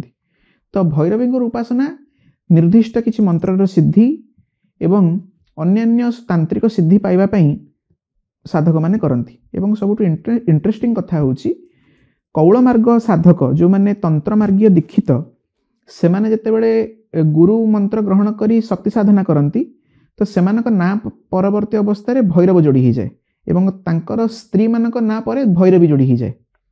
अच्छा तेणुक जनक यदि जनक ना हेब महाकालानंदनाथ भैरव तांक अर्धांगिनी ना हेब महाकाली भैरवी। तो यही प्रकार भैरवी कहिले जेकोसी देवींकर गोटे इंटेंस स्वरूप तांक भितर सर्व तत्व गुड़िक समाहित होइकी रहिछि एवं लौकिक दृष्टिकोण रे जेकोसी तंत्र साधक को यदि भैरव कहा जाए तांकर शक्ति को भैरवी बोली संबोधन करा जाए। उत्कलीय प्रधान पीठ मान विषय रे यदि कहबा सिद्ध भैरवी भैरवी देवी मुख्य पीठ। एतद व्यतीत विरजा विमला ये समस्ते भैरवी श्रेणीर देवी। भैरवी स्वतंत्रता होउछि भैरवी हेले मुक्त जोगिनी। जेकोसी साधक संगे बसी जपरी भैरवी पंचमकार साधना करें सेमती भैरवी ସ୍ତରରେ ଥିବା ଦେବୀ ସେ ଅନେକ ଦେବତା ମାନଙ୍କ ସାଙ୍ଗରେ ଏକତ୍ରିତ ହୋଇ ପୂଜା ହେଇପାରିବେ, ସେଥିରେ କିଛି ଦ୍ୱିମତ ନଥାଏ ଏବଂ ସେଥିରେ କିଛି ଶାସ୍ତ୍ରୀୟ ବାଧା ମଧ୍ୟ ପରିଲକ୍ଷିତ ହୁଏ ନାହିଁ। ଗୋତ୍ର ଅନୁସାରେ ଆସିବା ଯଦି ଭୈରବୀଙ୍କର ଉପାସନା ପ୍ରଥମ ପର୍ଯ୍ୟାୟରେ କରାଯାଏ ନାହିଁ। କୌଣସି ଏକ ସାଧକ କାଳିତାରା ଷୋଡ଼ଶୀ ଆଦି କ୍ରମକୁ ଅତିକ୍ରମ କଲା ପରେ ଯେତେବେଳେ ଗୋଟେ ନିର୍ଦ୍ଦିଷ୍ଟ ମନ୍ତ୍ରକୁ ସାଧନ କରେ ସେତେବେଳେ ସମ୍ପୂର୍ଣ୍ଣ ଦଶ ମହାବିଦ୍ୟାଙ୍କ ସାଧନ କରିପାରେ। ତେଣୁକରି ନିଜର ପ୍ରଥମ ପର୍ଯ୍ୟାୟରେ ନିଜର ଗୋତ୍ରରେ ଗ୍ରହଣ କରୁଥିବା ଦେବୀଙ୍କର ସାଧନା କରି ଯେତେବେଳେ ଗୋଟେ ସାଧକ ଚରମ ସ୍ଥାନରେ ପହଞ୍ଚେ ସେତେବେଳେ ଭୈରବୀଙ୍କର ଉପାସନା କରାଯାଇପାରିବ। ତେଣୁକରି ଭୈରବୀ ଚକ୍ର ହେଉଛି ମୁଖ୍ୟ, ଯେମିତି କୁହାଯାଇଛି ପ୍ରବୃତ୍ତେ ଭୈରବୀ ଚକ୍ରେ ସର୍ବବର୍ଣ୍ଣା ଦ୍ୱିଜାତୟ ନିବୃତ୍ତେ ଭୈରବୀ ଚକ୍ରେ ସର୍ବବର୍ଣ୍ଣା ପୃଥକ ପୃଥକ। ଅର୍ଥ ଭୈରବୀ ଚକ୍ର ମଧ୍ୟରେ ଯଦି ଚକ୍ର ଅନୁଷ୍ଠାନ କରାଯାଏ, ଯଦି ଭୈରବୀଙ୍କର ଚକ୍ର ହୁଏ, ଚକ୍ର ମଧ୍ୟରେ ଥିବା ସମସ୍ତ ଜାତିର ସାଧକମାନଙ୍କୁ ଦ୍ୱିଜ ମାନିବାକୁ ଆପଣ ବାଧ୍ୟ। କିନ୍ତୁ ଭୈରବୀ ଚକ୍ର ବାହାରେ ସବୁ ବର୍ଣ୍ଣ ହେଉଛି ପୃଥକ ପୃଥକ। ତେଣୁକରି ଭୈରବୀ ଚକ୍ର ଉପରେ ଯେଉଁ ମନ୍ଦିର ସ୍ଥାପନ କରାଯାଇଥାଏ ବା ଭୈରବୀ ଚକ୍ର ଯୋଉଠି ଅନୁଷ୍ଠାନ କରାଯାଏ, ତେଣୁ ଚକ୍ରେଶ୍ୱର ଏବଂ ଚକ୍ରେଶ୍ୱରୀଙ୍କ ବ୍ୟତୀତ ଅନ୍ୟ କାହାକୁ ପ୍ରଣାମ କରିବା ନିଷେଧ। ସେଥିପାଇଁ ଆମର ଶ୍ରୀମନ୍ଦିରରେ ଦେଖିବେ ସମସ୍ତେ କୁହନ୍ତି କେବଳ ଜଗନ୍ନାଥଙ୍କୁ ମୁଣ୍ଡିଆ ମାରିବ, ଅନ୍ୟମାନଙ୍କୁ ଦେବତାଙ୍କୁ ମୁଣ୍ଡିଆ ମାରିବ, କିନ୍ତୁ କୌଣସି ମଣିଷକୁ ମୁଣ୍ଡିଆ ମାରନ୍ତି ନାହିଁ। ବୟୋଜ୍ୟେଷ୍ଠ ହେଲେ ବି ମୁଣ୍ଡିଆ ମାରନ୍ତି ନାହିଁ, ଗୁରୁ ହେଲେ ମଧ୍ୟ ମୁଣ୍ଡିଆ ମାରନ୍ତି ନାହିଁ। କେବଳ ଚକ୍ରେଶ୍ୱର ଏବଂ ଚକ୍ରେଶ୍ୱରୀ ଚକ୍ର ମଧ୍ୟ ପ୍ରଣମ୍ୟ, ଅନ୍ୟ କାହାକୁ ଆପଣ ପ୍ରଣାମ କରିପାରିବେ ନାହିଁ। ତେଣୁକରି ଭୈରବୀ ସାଧନାଟା ହେଉଛି ସେଇ ପ୍ରକାର। ତେଣୁକରି ଭୈରବୀ ଚକ୍ର ଭିତରେ ସମସ୍ତେ ଏକାକାର ଏବଂ ଭୈରବୀ ମହାବିଦ୍ୟା ଦର୍ଶାଉଛନ୍ତି ଆମର ଯେଉଁ ଗୋଟେ ସୋସିଆଲ ତାବୁ ରହିଛି କି ବ୍ରାହ୍ମଣ ମାନେ ଅନ୍ୟ ବର୍ଣ୍ଣ ଉପରେ ଅତ୍ୟାଚାର କରିଛନ୍ତି ବା ଶୂଦ୍ର ମାନଙ୍କର ପ୍ରାଧାନ୍ୟ ନାହିଁ। ଯଦି କୌଣସି ବୈଦିକ ବିଧାନ ହଉ ବା ତାନ୍ତ୍ରିକ ବିଧାନରେ ହଉ, ଚତୁର୍ବର୍ଣ୍ଣର ଯେ କେହି ବି ଯଦି ମହାବିଦ୍ୟାଙ୍କ ସାଧନ କରିକି ଗୋଟେ ଚରମ ସ୍ଥାନକୁ ଆସନ୍ତି, ତେବେ ସେ ସ୍ଥାନରେ ତାଙ୍କ ଜାତିଗତ ଭାବେ ଫରକ ନଥାଏ, ସମସ୍ତେ ଏକୀଭୂତ ହେଇଯାଆନ୍ତି, ସମସ୍ତେ ମହାମାୟାଙ୍କର ସନ୍ତାନ। ଛିନ୍ନମସ୍ତାଙ୍କ ବିଷୟରେ କିଛି କୁହ। ଛିନ୍ନମସ୍ତା ହେଲେ ପ୍ରଚଣ୍ଡ ଚଣ୍ଡିକା। କାହିଁକି ପ୍ରଚଣ୍ଡ ଚଣ୍ଡିକା କୁହାଗଲା? ସେଥିରେ ଅନେକ ରହସ୍ୟ ଗୁଡ଼ିକ ରହିଛି, ତାକୁ ତ କହିଲେ ଗୋଟେ ବର୍ଷ କମ୍ ପଡ଼ିବ। କିନ୍ତୁ ସାଧାରଣରେ ଯଦି ଦେଖିବା, ଯେଉଁ ମହାମାୟା ତ୍ରିପୁରା ଥିଲେ ସେ ଭୁବନେଶ୍ୱରୀରେ ପରିଣତ ହୋଇକି ସୃଷ୍ଟିକୁ ପାଳନ କଲେ ଏବଂ ସେ ହିଁ ଛିନ୍ନମସ୍ତାରେ ପରିଣତ ହୋଇକି ସୃଷ୍ଟିକୁ ସଂହାର କରିଦିଅନ୍ତି। ତ ସୃଷ୍ଟି ସ୍ଥିତି ସଂହାର କ୍ରମରେ ଷୋଡ଼ଶୀ ଭୁବନେଶ୍ୱରୀ ଏବଂ ଛିନ୍ନମସ୍ତାଙ୍କର ପୂଜା ପ୍ରଶସ୍ତ। ଯଦି ଆମେ ଗୋଟେ ସୃଷ୍ଟି କ୍ରମରେ ଦେଖିବା, ଯେ ପ୍ରକାର ଭୁବନର ନିର୍ମାଣ ସମୟରେ ପରମେଷ୍ଟି ସୂର୍ଯ୍ୟଙ୍କର ଯେତେବେଳେ ପ୍ରକଟ ହୋଇକି ଭୁବନତ୍ରୟ ନିର୍ମାଣ ହୋଇ ଷୋଡ଼ଶୀଙ୍କର ସ୍ଥିତି ଥିଲା, ଭୁବନ ଯେତେବେଳେ ବ୍ୟାପ୍ତ ହୋଇକି ଚତୁର୍ଦ୍ଦଶ ବ୍ରହ୍ମାଣ୍ଡ ନିର୍ମାଣ ହେଲା, ସେତେବେଳେ ଭୁବନେଶ୍ୱରୀଙ୍କ ସ୍ଥିତି ଆସିଲା। ଯେତେବେଳେ ଯଜ୍ଞ ଚାଲିଛି କିନ୍ତୁ ତାର ପୂର୍ଣ୍ଣାହୁତି ହୋଇନାହିଁ, ପୂର୍ଣ୍ଣାହୁତି ହେବ, ତ ସେଇ ଅବସ୍ଥାଟା ହେଉଛି ଛିନ୍ନମସ୍ତା। ଯଜ୍ଞରେ ପୂର୍ଣ୍ଣାହୁତି ହେଇନି ମାନେ ଯଜ୍ଞ ପୂର୍ଣ୍ଣାଙ୍ଗ ହୋଇନି। ଏ ଦୃଷ୍ଟିରୁ ଦେଖିବା, ତେବେ ସେଥିପାଇଁ ମାଙ୍କର ମୁଣ୍ଡ ଏବଂ ଶରୀର ପରସ୍ପର ଠାରୁ ଅଲଗା। ତେବେ ମୁଣ୍ଡ ଲାଗିଯିବ, ଯଜ୍ଞ ସମ୍ପୂର୍ଣ୍ଣ ହୋଇଯିବ। ତ ଇଏ ହେଉଛି ଏକ ପ୍ରକାର ତତ୍ତ୍ୱ। କାହିଁକି ଏ ପ୍ରକାର ତତ୍ତ୍ୱ ଆସିଲା? ଯେତେବେଳେ ଭୁବନ ନିର୍ମାଣ ହେଇଛି, ପଞ୍ଚ ତନ୍ମାତ୍ରା ପଞ୍ଚ ତତ୍ତ୍ୱ ଗୁଡ଼ିକ ପ୍ରତିଷ୍ଠିତ ହୋଇଛନ୍ତି, କେହି ନିଜର ଗୁଣ ବାହାରେ କାମ କରିପାରିବେ ନାହିଁ। ସୂର୍ଯ୍ୟ ତପ୍ତ ପିଣ୍ଡ, ସୂର୍ଯ୍ୟଙ୍କ ସଂସ୍ପର୍ଶରେ ଯେଉଁ ବାୟୁ ଆସିବ ସେ ମଧ୍ୟ ଉତ୍ତପ୍ତ ରହିବ।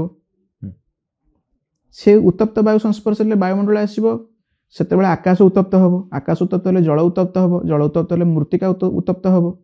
ତ କେହି କୌଣସି ସ୍ଥିତିରୁ ଅଲଗା ହେଇପାରିବେ ନାହିଁ। ତ ତେଣୁକରି ଯେପର୍ଯ୍ୟନ୍ତ ଗୋଟେ ତତ୍ତ୍ୱ ନିଜ ତତ୍ତ୍ୱଟାକୁ ନିଜ ସ୍ତରରୁ ବାହାର ନ କରିଛି, ସେ ପର୍ଯ୍ୟନ୍ତ ଅନ୍ୟ ତତ୍ତ୍ୱଟି ପ୍ରତିଷ୍ଠିତ ହେଇପାରିବ ନାହିଁ। ଏଠି ମା ନିଜର ମୁଣ୍ଡ କାଟିବାର ଅର୍ଥ ହେଉଛି ସେଇଆ। ଯେତେବେଳେ ମଣିଷ ନିଜର କୌଣସି ଗୋଟେ ଇଚ୍ଛା ବା କାମନାକୁ ଯେପର୍ଯ୍ୟନ୍ତ ଦ୍ରବୀଭୂତ କରିପାରୁନି, ଯେପର୍ଯ୍ୟନ୍ତ ତାକୁ ଦମନ ନ କରିପାରିଛି, ସେ କେତେବେଳେ ଉତ୍ତମ ଗତି ପାଇପାରିବ ନାହିଁ। ଛିନ୍ନମସ୍ତାଙ୍କ ପ୍ରକଟ ବିଷୟରେ ଦୁଇଟି ରହସ୍ୟ ରହିଛି, ପୌରାଣିକ ରହସ୍ୟ।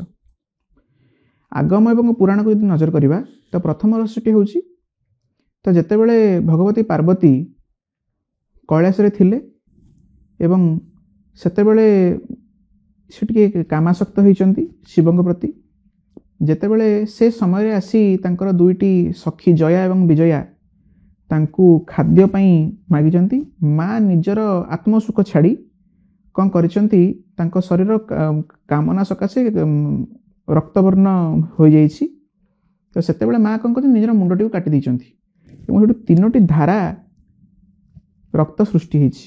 ତ ସେ ରକ୍ତଧାରା ଯେତେବେଳେ ସୃଷ୍ଟି ହେଇଛି ସେ ଗୋଟେ ଧାରା ରକ୍ତ ନିଜ ମୁଣ୍ଡକୁ ନିଜ ହାତରେ ଧରି ଯେଉଁ ଖଡ଼ଗରେ କାଟିଥିଲେ ଅନ୍ୟ ହାତରେ ଖଡ଼ଗ ଧରିଛନ୍ତି ଏବଂ ସେ ଖଡ଼ଗ ଯେଉଁ ଅପର ହାତରେ ନିଜର ମୁଣ୍ଡଟିକୁ ନିଜେ ଧରି ନିଜର ପ୍ରଥମ ଧାରା ରକ୍ତଟାକୁ ନିଜେ ପାନ କରୁଛନ୍ତି ଏବଂ 2ଟି ରକ୍ତଧାରାକୁ ଜୟା ଏବଂ ବିଜୟ ପରବର୍ତ୍ତୀ ଅବସ୍ଥାରେ ଡାକିନୀ ଏବଂ ବର୍ଣ୍ଣିନୀ ଏଇ ଅବସ୍ଥାରେ ତାକୁ ଗ୍ରହଣ କରୁଛନ୍ତି। ଏଥିରୁ ଜଣାପଡ଼ୁଛି କ'ଣ ନା ମା ଯଦିଓ ନାରୀ ସୁଲଭ ଗୁଣ ତାଙ୍କ ଭିତରେ ମାଙ୍କ ପାଖରେ ମହାମାୟାଙ୍କ ପାଖରେ ଅଛି, ତଥାପି ଯେତେବେଳେ ତା ଶିଶୁକୁ ବା ପୁତ୍ରୀଙ୍କୁ ସେ କ୍ଷୁଧା ହୁଏ ବା ସେମାନେ କୌଣସି ଜିନିଷ ପାଇଁ ମା ପାଖରେ ଅଳି କରନ୍ତି, ମା ନିଜ ସୁଖ ଛାଡ଼ି ସନ୍ତାନ ପାଳନରେ ବ୍ରତୀ ହୋଇଯାଆନ୍ତି।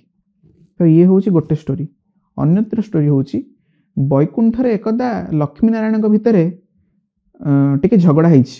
ଝଗଡ଼ା ହେଇଛି ସେତେବେଳେ ନାରାୟଣ ଲକ୍ଷ୍ମୀଙ୍କୁ କିଛି ଥଟ୍ଟା କଲା ଭଳି କହିଲେ। ସେଥିପାଇଁ ମାଙ୍କର ମନ ଅତି ଖରାପ ହେଲା।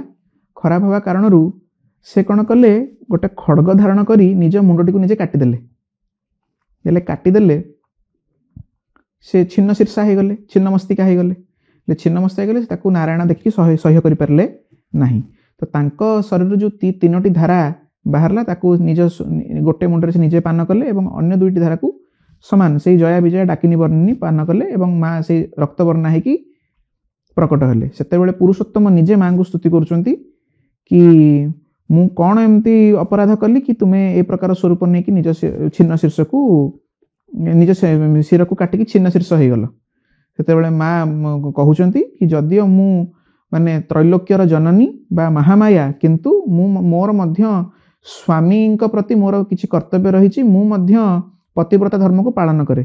ଯେତେବେଳେ ମୋ ସ୍ୱାମୀ ମୋ ସାଙ୍ଗରେ ସନ୍ତୁଷ୍ଟ ନୁହନ୍ତି, ଏ ଶରୀରର କିଛି ଅର୍ଥ ନାହିଁ, ତେଣୁକରି ସେ ସବୁ ସୁଖକୁ ତ୍ୟାଗ କରି ନିଜ ଶିରକୁ କାଟି ଦେଇଥିଲେ। ଏ ବିଷୟ କୃଷ୍ଣ ଜାମଳ ମହାତନ୍ତ୍ରରେ ଆମେ ଦେଖିବାକୁ ପାଇବା। କିନ୍ତୁ ପରବର୍ତ୍ତୀ ଅବସ୍ଥାରେ ନାରାୟଣ ସ୍ତୁତି କରିବାରେ ମା ପୁନର୍ବାର ନିଜ ଶୀର୍ଷକୁ ନିଜ ଶରୀରରେ ସ୍ଥାପନ କରିଥିଲେ ଏବଂ ଲକ୍ଷ୍ମୀନାରାୟଣଙ୍କର ମିଳନ ହୋଇଥିଲା। ତ ଏଥିରୁ ଆମେ ଜାଣିବାକୁ ପାଉଛେ କି ଫେମିନିଟିର ବହୁତ ଗୁରୁତ୍ୱ ରହିଛି ଆମ ଶାସ୍ତ୍ରମାନଙ୍କରେ, ଯେଉଁ ସ୍ଥାନରେ କି ବିନା ଶକ୍ତିରେ ଶବ ଯେମିତି ଶିବ ଯେମିତି ଶବ ହେଇଯାଉଛନ୍ତି, ତ ନାରାୟଣ ମଧ୍ୟ ଅଚଳ ହେଇଯାଉଛନ୍ତି। ବିନା ଶକ୍ତିରେ ସେ ମଧ୍ୟ କୌଣସି କାର୍ଯ୍ୟ କରିବାକୁ ସକ୍ଷମ ନୁହନ୍ତି, ସବୁ ଦେବତା ଅକ୍ଷମ ହେଇଯିବେ। ଇଏ ହେଲେ ଛିନ୍ନମସ୍ତାଙ୍କର ତତ୍ତ୍ୱ। ପ୍ରଧାନ ପୀଠ କହିଲେ ଛିନ୍ନମସ୍ତାଙ୍କର ହେଉଛି ପୁରୀ ଜିଲ୍ଲା ବୀର ନରସିଂହପୁର ଶାସନରେ ଚନ୍ଦ୍ରଚୂଡ଼ ରାଜଗୁରୁଙ୍କର ପ୍ରତିଷ୍ଠିତ ମା ଛିନ୍ନମସ୍ତା ଭଗବତୀଙ୍କ ମନ୍ଦିର। ଗଞ୍ଜାମରେ ଅନେକ ସ୍ଥାନରେ ଛିନ୍ନମସ୍ତାଙ୍କର ମନ୍ଦିର ରହିଛି। ମା ପଞ୍ଚମୁଖୀ ଠାକୁରାଣୀ ମଧ୍ୟ କପିଳେଶ୍ୱରପୁର ଶାସନ, ସେ ମଧ୍ୟ ଛିନ୍ନମସ୍ତା। ଛିନ୍ନମସ୍ତାଙ୍କର ପ୍ରକଟ ପୀଠ ଗୁଡ଼ିକ କମ୍, କିନ୍ତୁ ତାଙ୍କର ଗୋପନ ଉପାସନା ଅଧିକା। ଆମେ ଯଦି ଝାଡ଼ଖଣ୍ଡକୁ ଯିବା, ଝାଡ଼ଖଣ୍ଡରେ ତାଙ୍କର ପ୍ରତ୍ୟକ୍ଷ ଭାବେ ମନ୍ଦିର ରହିଛି ଏବଂ ଆମେ ଯଦି ଯିବା ଉତ୍ତରାଖଣ୍ଡ, ସେଠି ମାଙ୍କର ଏକ ଶକ୍ତିପୀଠ ରହିଛି ଯେଉଁଠି ସତୀଙ୍କର କିଛି ଅଂଶପାତ ହୋଇଥିଲା। ତ ଏହି ହିସାବରେ ଛିନ୍ନମସ୍ତାଙ୍କର ଉପାସନା ଗୁଡ଼ିକ ରହିଛି ଏବଂ ଗୋତ୍ର ପରମ୍ପରାରେ ବିଶେଷ କରି ଭାର୍ଗବ ଗୋତ୍ର ଅର୍ଥାତ୍ ଭୃଗୁ ବଂଶରେ ଜନ୍ମ ହୋଇଥିବା ଭାର୍ଗବ, ଆପ୍ନବାନ, ଔର୍ବ, ଜାମଦଗ୍ନ୍ୟ, ବଚ୍ଛସ, ଜାସ୍କସ୍ୟ ଏବଂ ଏହିସବୁ ଗୋତ୍ର ଗୁଡ଼ିକରେ ଛିନ୍ନମସ୍ତାଙ୍କ ଉପାସନା ବିଶେଷ ଫଳପ୍ରଦ ଏବଂ ଚଞ୍ଚଳ ସିଦ୍ଧ ହୁଅନ୍ତି। ଯେହେତୁ ଯମଦଗ୍ନିଙ୍କର ଧର୍ମପତ୍ନୀ ରେଣୁକା, ଯାହାର ମୁଣ୍ଡକୁ ପରଶୁରାମ ନିଜେ କାଟିଥିଲେ, ତେଣୁକରି ବଚ୍ଛସମାନଙ୍କର ବା ଭୃଗୁବଂଶୀୟ ବ୍ରାହ୍ମଣମାନଙ୍କର ଇଏ ମାତୃଶକ୍ତି ସ୍ୱରୂପା ଏବଂ ଏହି ଗୋତ୍ରରେ ସେ ଚଞ୍ଚଳ ସିଦ୍ଧି ଲାଭ କରନ୍ତି। ପରଶୁରାମ ମଧ୍ୟ ଏହି ଛିନ୍ନମସ୍ତା ମହାବିଦ୍ୟାଙ୍କର ସାଧକ ଥିଲେ ଏବଂ ନାଥପନ୍ଥୀ ସାଧୁମାନେ, ଗୋରଖନାଥ ଆଦି, ଏମାନେ ଛିନ୍ନମସ୍ତାଙ୍କର ଉପାସନା କରନ୍ତି। ପ୍ରଚଣ୍ଡ ଚଣ୍ଡିକା ଦେବୀ ଏବଂ କାଳୀଙ୍କଠୁ ଆହୁରି ଭୟଙ୍କର। ତେଣୁକରି ସାଧାରଣ ଭାବେ ଉପାସନା ୟାଙ୍କର ସମ୍ଭବ ନୁହଁ। ୟାଙ୍କ ଉପାସନା ପାଇଁ ବୀର ହେବାକୁ ପଡ଼େ ଏବଂ ବୀରପାତ୍ର ବା କପାଳ ପାତ୍ର ଆଦିର ଆବଶ୍ୟକତା ପଡ଼େ। ଏତଦ୍ବ୍ୟତୀତ ସିଂହ ଛାଲ, ସ୍ତ୍ରୀ କେଶର କଙ୍କଣ ର ଆବଶ୍ୟକତା ପଡ଼େ। ଏତଦ୍ବ୍ୟତୀତ ୟାଙ୍କର ପୂର୍ଣ୍ଣାହୁତି ଦ୍ରବ୍ୟରେ ଛାଗ ମାଂସର ଆବଶ୍ୟକତା ପଡ଼ିଥାଏ, ଯେଉଁଥିରେ କି ଅଗ୍ନିରେ ଆହୁତି ଦେବା ସମୟରେ ଘୃତ ଏବଂ କାରଣ ବା ମଦ୍ୟ ସାଙ୍ଗରେ ଛାଗ ମାଂସକୁ ବୁଡ଼େଇକି ସାକଲ୍ୟ ଅର୍ପଣ କଲା ଭଳି ଆହୁତି ଆଦି ଦିଆଯାଇଥାଏ। ତ ଏହାଙ୍କର ଉପାସନା ବହୁତ ଇଣ୍ଟେନ୍ସ ଏବଂ ଗୁରୁଘର ପାଠ, କିନ୍ତୁ ସାଧାରଣରେ ୟାଙ୍କ ଉପାସନା କରାଯାଏ ନାହିଁ। ଅତ୍ୟଧିକ ଆଗକୁ ଚାଲି ଯାଇଥିବା ସାଧକ ଯିଏକି ବହୁତ ସାଧନାର ଉପର ଲେବୁଲରେ ଥାନ୍ତି, ସାମ୍ରାଜ୍ୟ ମେଧା ସାମ୍ରାଜ୍ୟ ଦୀକ୍ଷା ଯେଉଁମାନଙ୍କର ହେଇଯାଇଥାଏ ସେମାନେ ଏ ପ୍ରକାର ବିଦ୍ୟାଙ୍କୁ ପୂଜା କରନ୍ତି। ଗୃହସ୍ଥମାନଙ୍କର ଛିନ୍ନମସ୍ତା ହେଲେ ତାରା, ତାରା ଏବଂ ଛିନ୍ନମସ୍ତାଙ୍କ ଭିତରେ ଗୋଟେ ଏକତ୍ୱ ଅଛି। ମୁଣ୍ଡ ଲାଗିଥିବା ଛିନ୍ନମସ୍ତା ହେଲେ ତାରା ଏବଂ ମୁଣ୍ଡ କଟିଥିବା ତାରା ହେଲେ ଛିନ୍ନମସ୍ତା, ତାଙ୍କ ଭିତରେ ଗୋଟେ ଏକତ୍ୱ ରହିଛି। ଆମେ ଆସିବା ପରବର୍ତ୍ତୀ ମହାବିଦ୍ୟା ସପ୍ତମ ମହାବିଦ୍ୟା ମା ଧୂମାବତୀଙ୍କ ଉପରେ କିଛି କୁହ। ସପ୍ତମୀ ବୋଲି ତାଙ୍କୁ ସମ୍ବୋଧନ କରାଯାଏ। ଧୂମାବତୀ ହେଲେ ଦାରିଦ୍ର୍ୟର ଦେବୀ। ଇଏ ଚତୁର୍ବର୍ଗ ପ୍ରଦାୟିକା, ଧର୍ମ ଅର୍ଥ କାମ ମୋକ୍ଷ ଦିଅନ୍ତି। ଇଏ ହେଲେ ବିଧବା, ୟାଙ୍କର କେହି ଶିବ ନାହାନ୍ତି ବା କୌଣସି ପୁରୁଷ ଶୂନ୍ୟ ଠାକୁରାଣୀ। ଇଏ ୟାଙ୍କର ଉପାସନା ବିଶେଷ ଚତୁର୍ମାସିଆ ସମୟରେ କରାଯାଏ, ଯେଉଁ ସମୟରେ ଅଶୁଭ କାଳ ବୋଲି ବା ଅଶୁଦ୍ଧ କାଳ ବୋଲି ଧରାଯାଇଥାଏ, ଯେଉଁ ସମୟରେ ବିବାହ ବ୍ରତ ଆଦି ନିଷେଧ ଥାଏ, ସେ ସମୟରେ ୟାଙ୍କର ପୂଜା କରାଯାଏ। ଲକ୍ଷ୍ମୀଙ୍କର ବିପରୀତ ବିଦ୍ୟା ହେଲେ ଧୂମିନୀ। ଏହାଙ୍କର ପ୍ରୟୋଗ କରାଯାଏ ଉଚ୍ଚାଟନ ପାଇଁ, ଅନ୍ୟକୁ ମିସଲିଡ୍ କରିବା ପାଇଁ। ତେଣୁକରି ଏହାଙ୍କର ପୂଜାଟା ସାର୍ବଜନୀନ ଆଦୌ ନୁହଁ। ନିର୍ଦ୍ଦିଷ୍ଟ ବର୍ଗର ଲୋକ ଏହାଙ୍କର ସେବା ପୂଜା କରନ୍ତି। ଏହାଙ୍କର ପ୍ରମୁଖ ପୀଠ ଆମ ଓଡ଼ିଶାରେ ନାହିଁ ଏବଂ ଏ ମହାବିଦ୍ୟା କେବଳ ପିପଳାଦ ଗୋତ୍ରରେ ହିଁ ସିଦ୍ଧ ହୁଅନ୍ତି। ଅନ୍ୟ ଯେକୌଣସି ଗୋତ୍ରର ବା ପ୍ରଥମ ପର୍ଯ୍ୟାୟରୁ ଶାକ୍ତାଭିଷେକ ଦୀକ୍ଷା ନେଇଥିବା ଲୋକଙ୍କ ପ୍ରତି ଏ ବିଦ୍ୟା ଭୟଙ୍କର ପରିମାଣରେ କ୍ଷତିକାରକ। ତେଣୁକରି ଯେଉଁ ପ୍ରକାର ପ୍ରଥମେ ଥର ମୁଁ କହି ଆସିଛି କି ଦେବୀଙ୍କର 10ଟି ସ୍ୱରୂପ ନିର୍ଦ୍ଦିଷ୍ଟ ହେଇଛି ଗୋଟେ ନାରୀ ଜୀବନର 10 ପ୍ରକାର ଅବସ୍ଥାକୁ ନେଇ। ସେ ହିସାବରେ ଦେଖିଲେ ଆମ ଘରେ ଥିବା ବୁଢ଼ୀମା ଯିଏ ସପ୍ତମୀ ମହାବିଦ୍ୟା ହେଲେ ସେ। ଯେମିତି ପୁରୁଷ ଶୂନ୍ୟ ହେଇଗଲା ପରେ ଗୋଟେ ବିଧବା ସ୍ତ୍ରୀର ଲକ୍ଷଣ ଯାହା, ସେ ସେଇ ପ୍ରକାର। ତା ଜୀବନରେ ଶୃଙ୍ଗାର ବୋଲି କିଛି ନାହିଁ, ସୌନ୍ଦର୍ଯ୍ୟ ବୋଲି କିଛି ନାହିଁ, ତାର ଲୁଗା ପିନ୍ଧିବାର ଶୈଳୀ କିଛି ନାହିଁ। ତେଣୁକରି ତାଙ୍କୁ ସେ ପ୍ରକାର ବିବର୍ଣ୍ଣା, ଚଞ୍ଚଳା, ରୁଷ୍ଟା, ମଳିନମ୍ବରା ଇତ୍ୟାଦି କହିକି ସମ୍ବୋଧନ କରାଯାଇଛି। ଇଏ ଜ୍ୟେଷ୍ଠା, ଲକ୍ଷ୍ମୀ ହେଲେ ସାନ, ଇଏ ହେଲେ ଜ୍ୟେଷ୍ଠା। ଇଏ ଅଲକ୍ଷ୍ମୀ, କମଳା ହେଲେ ଲକ୍ଷ୍ମୀ। ଇଏ ସମ୍ପୂର୍ଣ୍ଣ ଲକ୍ଷ୍ମୀଙ୍କର ବିପରୀତ ବିଦ୍ୟା, କିନ୍ତୁ ଚତୁର୍ବର୍ଗ ପ୍ରଦାୟିକା। ବିଶେଷ କରି ସାମାଜିକ ଜୀବନରୁ ନିବୃତ୍ତି, କୌଣସି ଜିନିଷ ପ୍ରତି ନିଜର ଯେଉଁ ଭାବନାତ୍ମକ ଜିନିଷ ଥାଏ ତାକୁ ସେଥିରୁ ନିବୃତ୍ତି। ବିଶେଷ କରି ଯେଉଁମାନେ ମୋକ୍ଷାକାଂକ୍ଷୀ, ଯେଉଁମାନଙ୍କ ଜୀବନରେ କୌଣସି ପ୍ରକାର ଜାଗତିକ ସୁଖ ଆବଶ୍ୟକତା ନଥାଏ, ସେମାନେ ଏ ବିଦ୍ୟାଙ୍କୁ ଉପାସନା କରନ୍ତି। ବିଶେଷ କରି ସାଧାରଣ ଜୀବନରେ ଏ ବିଦ୍ୟାଙ୍କର ଆବଶ୍ୟକତା ନଥାଏ, କାରଣ ଏହାଙ୍କର ସାମାଜିକ ଜୀବନରେ କିଛି ଭୂମିକା ନାହିଁ ବା ଏହାଙ୍କର ପୂଜା ଏବଂ ସେବା ସାମାଜିକ ଜୀବନ ଉପରେ ଭୟଙ୍କର ପ୍ରଭାବ ପକାଏ। ତେଣୁକରି ଏହାଙ୍କର ସେବା ପୂଜା ବ୍ୟକ୍ତିଗତ ସ୍ତରରେ କରାଯାଏ ନାହିଁ। ବହୁତ ଆଗକୁ ଯାଇଥିବା ସାଧକ ଯିଏକି 10 ମହାବିଦ୍ୟା ଆଦିଙ୍କୁ ସାଧିକି ଉପର ସ୍ତରକୁ ଯାଇସାରିଥିବ, ସେମାନେ ଏମାନଙ୍କର ପ୍ରୟୋଗ ଆଦି କରନ୍ତି। ଯେମିତିକି ଆମେ ବିଗତ ଦିନରେ କଥା ହେଇଛେ, ଜୟରାଜଗୁରୁ ମଧ୍ୟ ତାଙ୍କର ଉପାସନା କରି ଇଂରେଜମାନଙ୍କୁ ବହୁତ ହଇରାଣ କରିଥିଲେ। ସେଇ ଉଦ୍ଦେଶ୍ୟରେ ୟାଙ୍କର ପୂଜା କରାଯାଏ।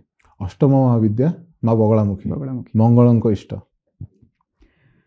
ବଗଳାମୁଖୀ ହେଲେ ଜଣେ ଏପରି ମହାବିଦ୍ୟା ଯାହାଙ୍କର ଉପାସନା ସାର୍ବଜନୀନ।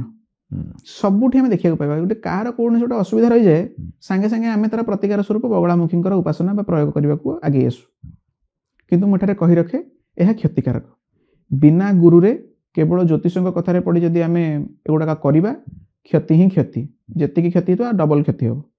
ତେଣୁକରି ମହାବିଦ୍ୟା ନାଁରୁ ଯେମିତି ଆମେ ଜାଣିପାରୁଛେ, ମହାବିଦ୍ୟା ସେ ସାଧାରଣ ବିଦ୍ୟା ନୁହନ୍ତି, ମହତ ବିଦ୍ୟା। ତେଣୁକରି ନିର୍ଦ୍ଦିଷ୍ଟ ପରମ୍ପରାରୁ ଦୀକ୍ଷା ନେବା ପରେ ହିଁ, କ୍ରମ ଉପାସନା କଲା ପରେ ହିଁ ଏସବୁ ଜିନିଷର ପ୍ରୟୋଗ କରିବାର ଆବଶ୍ୟକତା ରହିଛି। ତେଣୁକରି ବଗଳାମୁଖୀଙ୍କର ଉପାସନା ବିଶେଷ ସ୍ତମ୍ଭନ ପାଇଁ କରାଯାଏ। ସେ ହେଲେ ଶତ୍ରୁନାଶିନୀ ବିଦ୍ୟା। ସ୍ତମ୍ଭନ ମାନେ ବଗଳାମୁଖୀଙ୍କ ମନ୍ତ୍ରରୁ ଜଣାପଡ଼ୁଛି, ବାଚଂ ମୁଖଂ ପଦଂ କିଳୟ ଜିହ୍ବା ସ୍ତମ୍ଭୟ ବୁଦ୍ଧି ବିନାଶାୟ। ସେ କ'ଣ କରିବେ ନା, ଯିଏ ଯାହା ଯଦି ମୁଁ କିଛି କହିବାକୁ ଚାହୁଁଥିବି, ତାଙ୍କର ପ୍ରୟୋଗ ଫଳରେ ମୁଁ ସେଟା କହିପାରିବିନି। କିଛି ମୋ ହାତ ଗୋଡ଼ ଅଚଳ କରିଦେବ, ବୁଦ୍ଧି ବିନାଶ କରିଦେବ। ତ ବିଶେଷ କରି ଶତ୍ରୁମାନଙ୍କୁ ଜୟ କରିବା ପାଇଁ ଏ ବିଦ୍ୟାଙ୍କର ପ୍ରୟୋଗ କରାଯାଏ। ତ ହରିଦ୍ରା ସରୋବରରୁ ୟାଙ୍କର ଉତ୍ପତ୍ତି ହେଇଥିଲା। ନାରାୟଣଙ୍କର ତପୋବଳରେ ଉତ୍ପତ୍ତି ହେଇଥିଲେ। ବ୍ରହ୍ମାସ୍ତ୍ର ସାଧନା ଏବଂ ବଗଳାମୁଖୀ ବିଦ୍ୟାଙ୍କ ବିଷୟରେ ଯେଉଁ ସବୁ ବର୍ଣ୍ଣନା ଗୁଡ଼ିକ ରହିଛି, ସାଧନାର ରହସ୍ୟ ଅନୁସାରେ ଇଏ ସାକ୍ଷାତ ମହାଲକ୍ଷ୍ମୀ ନିଜେ, ଇଏ ବିଷ୍ଣୁ ଶକ୍ତି ଏବଂ ମହାଲକ୍ଷ୍ମୀଙ୍କର ଏକ ସ୍ୱରୂପା। ଇଏ ଦ୍ୱିଭୁଜା, ସ୍ଥାନେ ସ୍ଥାନେ ଚତୁର୍ଭୁଜା କ୍ରମ ଉପାସନା ଗୁଡ଼ିକ ରହିଛି। ଇଏ ଗୋଟେ ହାତରେ ଶତ୍ରୁର ଜିଭକୁ ଟାଣି ଧରନ୍ତି ଏବଂ ଅପର ହାତରେ ତାକୁ ମୁଦ୍ଗରରେ ପିଟି ଚାଲନ୍ତି। ଯେପର୍ଯ୍ୟନ୍ତ ତାର ମାନସିକ ସ୍ଥିତି ଦୁର୍ବଳ ନ ହୋଇଛି, ଯେପର୍ଯ୍ୟନ୍ତ ସେ ଶାରୀରିକ ଭାବେ ଅକ୍ଷମ ନ ହୋଇଛି, ସେ ପର୍ଯ୍ୟନ୍ତ ବିଦ୍ୟା ଗୋଟେ ପ୍ରୋଟେକ୍ଟର ଭଳି ସାଧକକୁ ରକ୍ଷା କରେ। ତ ବିଶେଷ କରି ଏହିସବୁ କାରଣ ପାଇଁ ବଗଳାମୁଖୀଙ୍କୁ ଉପାସନା କରାଯାଏ। ଗୁରୁବାର ଦିନ ୟାଙ୍କର ଉପାସନା କରାଯାଏ। ଇଏ ଦେଖିବାକୁ ସମ୍ପୂର୍ଣ୍ଣ ହଳଦିଆ ସୁବର୍ଣ୍ଣ ବର୍ଣ୍ଣା। ମାଙ୍କ ପୂଜାରେ ବ୍ୟବହାର ହେଉଥିବା ସବୁ ଜିନିଷ ଗୁଡ଼ାକ ହେଉଛି ହଳଦିଆ। ସେ ହଳଦିଆ ବସ୍ତ୍ର ପିନ୍ଧନ୍ତି, ହଳଦିଆ ଫୁଲ ପିନ୍ଧନ୍ତି, ହଳଦିଆ ଖେଚୁଡ଼ି ଭୋଗ ଖାଆନ୍ତି, ହଳଦିଆ ରଙ୍ଗର ମିଠା ୟାଙ୍କ ପାଖରେ ଭୋଗ କରାଯାଏ। ଯଦିଓ ପଞ୍ଚମକାର ଆଦିରେ ତାଙ୍କର ପୂଜା କରାଯାଏ, ତଥାପି ହଳଦୀ ବର୍ଣ୍ଣର ଜିନିଷ ତାଙ୍କର ଅତ୍ୟଧିକ ପ୍ରିୟ ଅଟେ। ଆସିବ ପରବର୍ତ୍ତୀ ମହାବିଦ୍ୟାଙ୍କ ବିଷୟରେ ମା ମାତଙ୍ଗୀ। ମାତଙ୍ଗୀ ମହାବିଦ୍ୟା, ଆମେ ନାଁରୁ ତାଙ୍କୁ ଯଦି ଜାଣିବା, ସେ ମତଙ୍ଗ ଋଷିଙ୍କର କନ୍ୟା ହିସାବରେ ତାଙ୍କ ନାଁ ହେଉଛି ମାତଙ୍ଗୀ। ସେ ଦେଖିବାକୁ ହରିତ ବର୍ଣ୍ଣା, ସବୁଜ ରଙ୍ଗ। ଆମେ ଦକ୍ଷିଣ ଭାରତୀୟ ଉପାସନା ଯଦି ଦେଖିବା, ତାହେଲେ ପ୍ରାୟ ସ୍ଥାନରେ ଦେବୀଙ୍କୁ ଚିତ୍ର କରାଯାଇଥାଏ ସବୁଜ ରଙ୍ଗ ହିସାବରେ, ମର୍କତ ରଙ୍ଗ ଚିତ୍ର କରାଯାଇଥାଏ।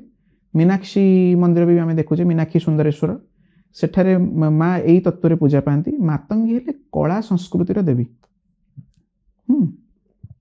ତ ଯଦି ମାତଙ୍ଗୀଙ୍କର ଉପାସନା ଠିକ୍ ଭାବେ କରାଯାଏ, ତ ଶାସ୍ତ୍ରର ଜ୍ଞାନ ଗୁଡ଼ାକ ପ୍ରାପ୍ତ ହୁଏ।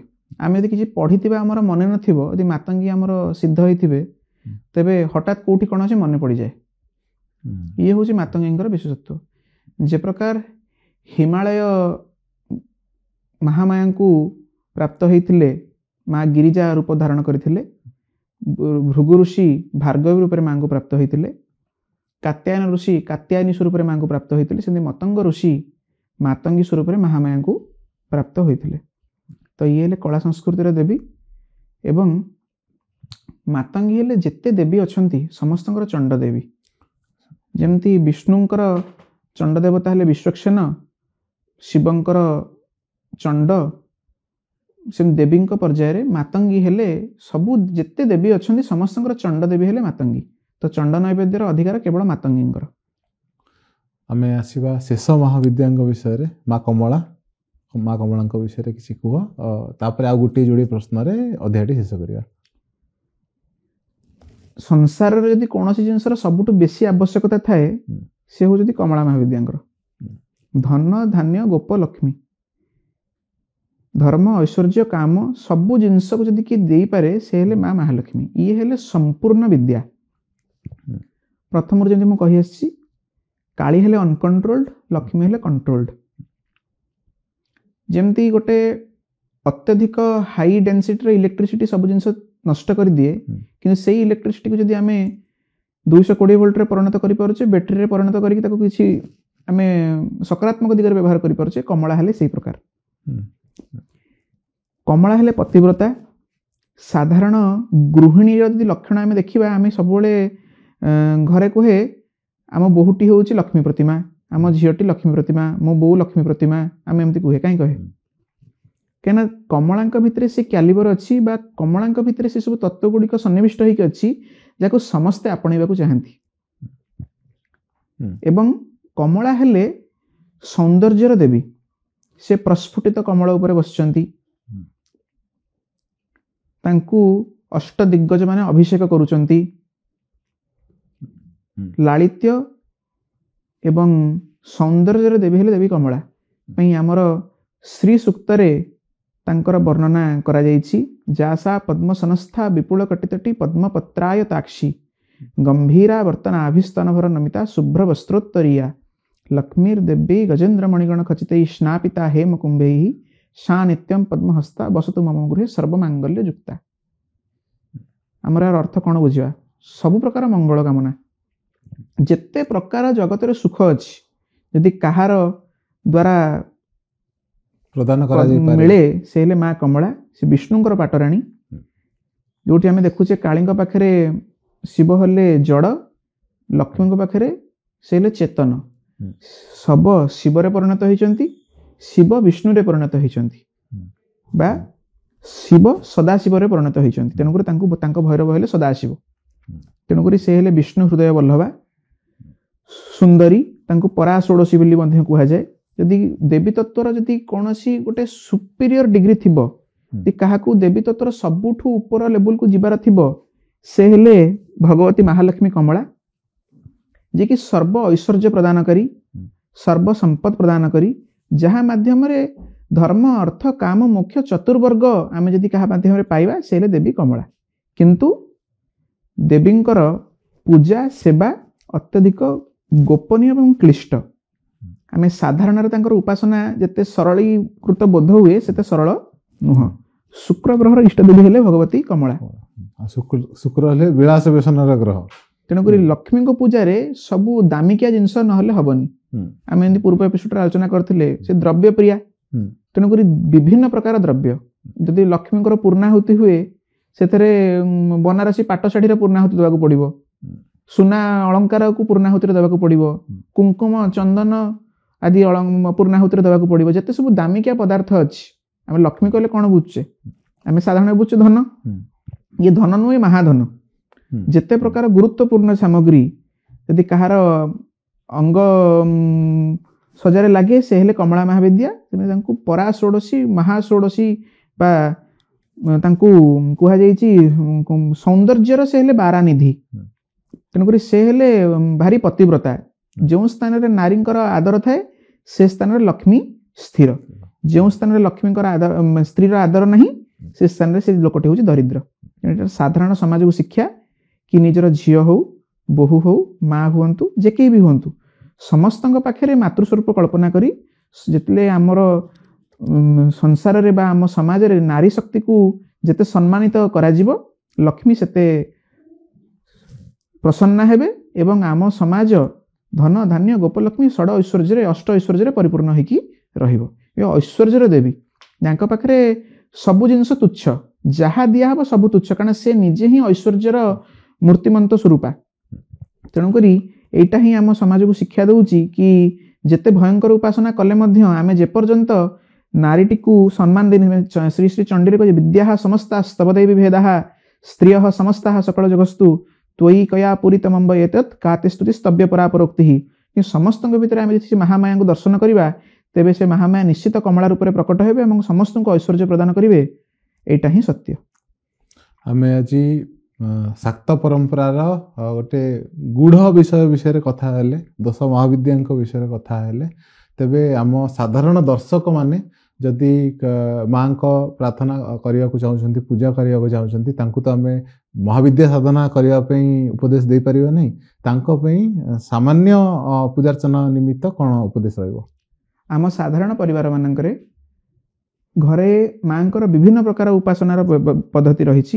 ଗୁରୁବାର ମାଣବସା ହଉ, ମଙ୍ଗଳବାର ମାଙ୍କର ପୂଜା ହଉ, ଅତି ସାଧାରଣର ବ୍ୟବସ୍ଥା ରହିଛି।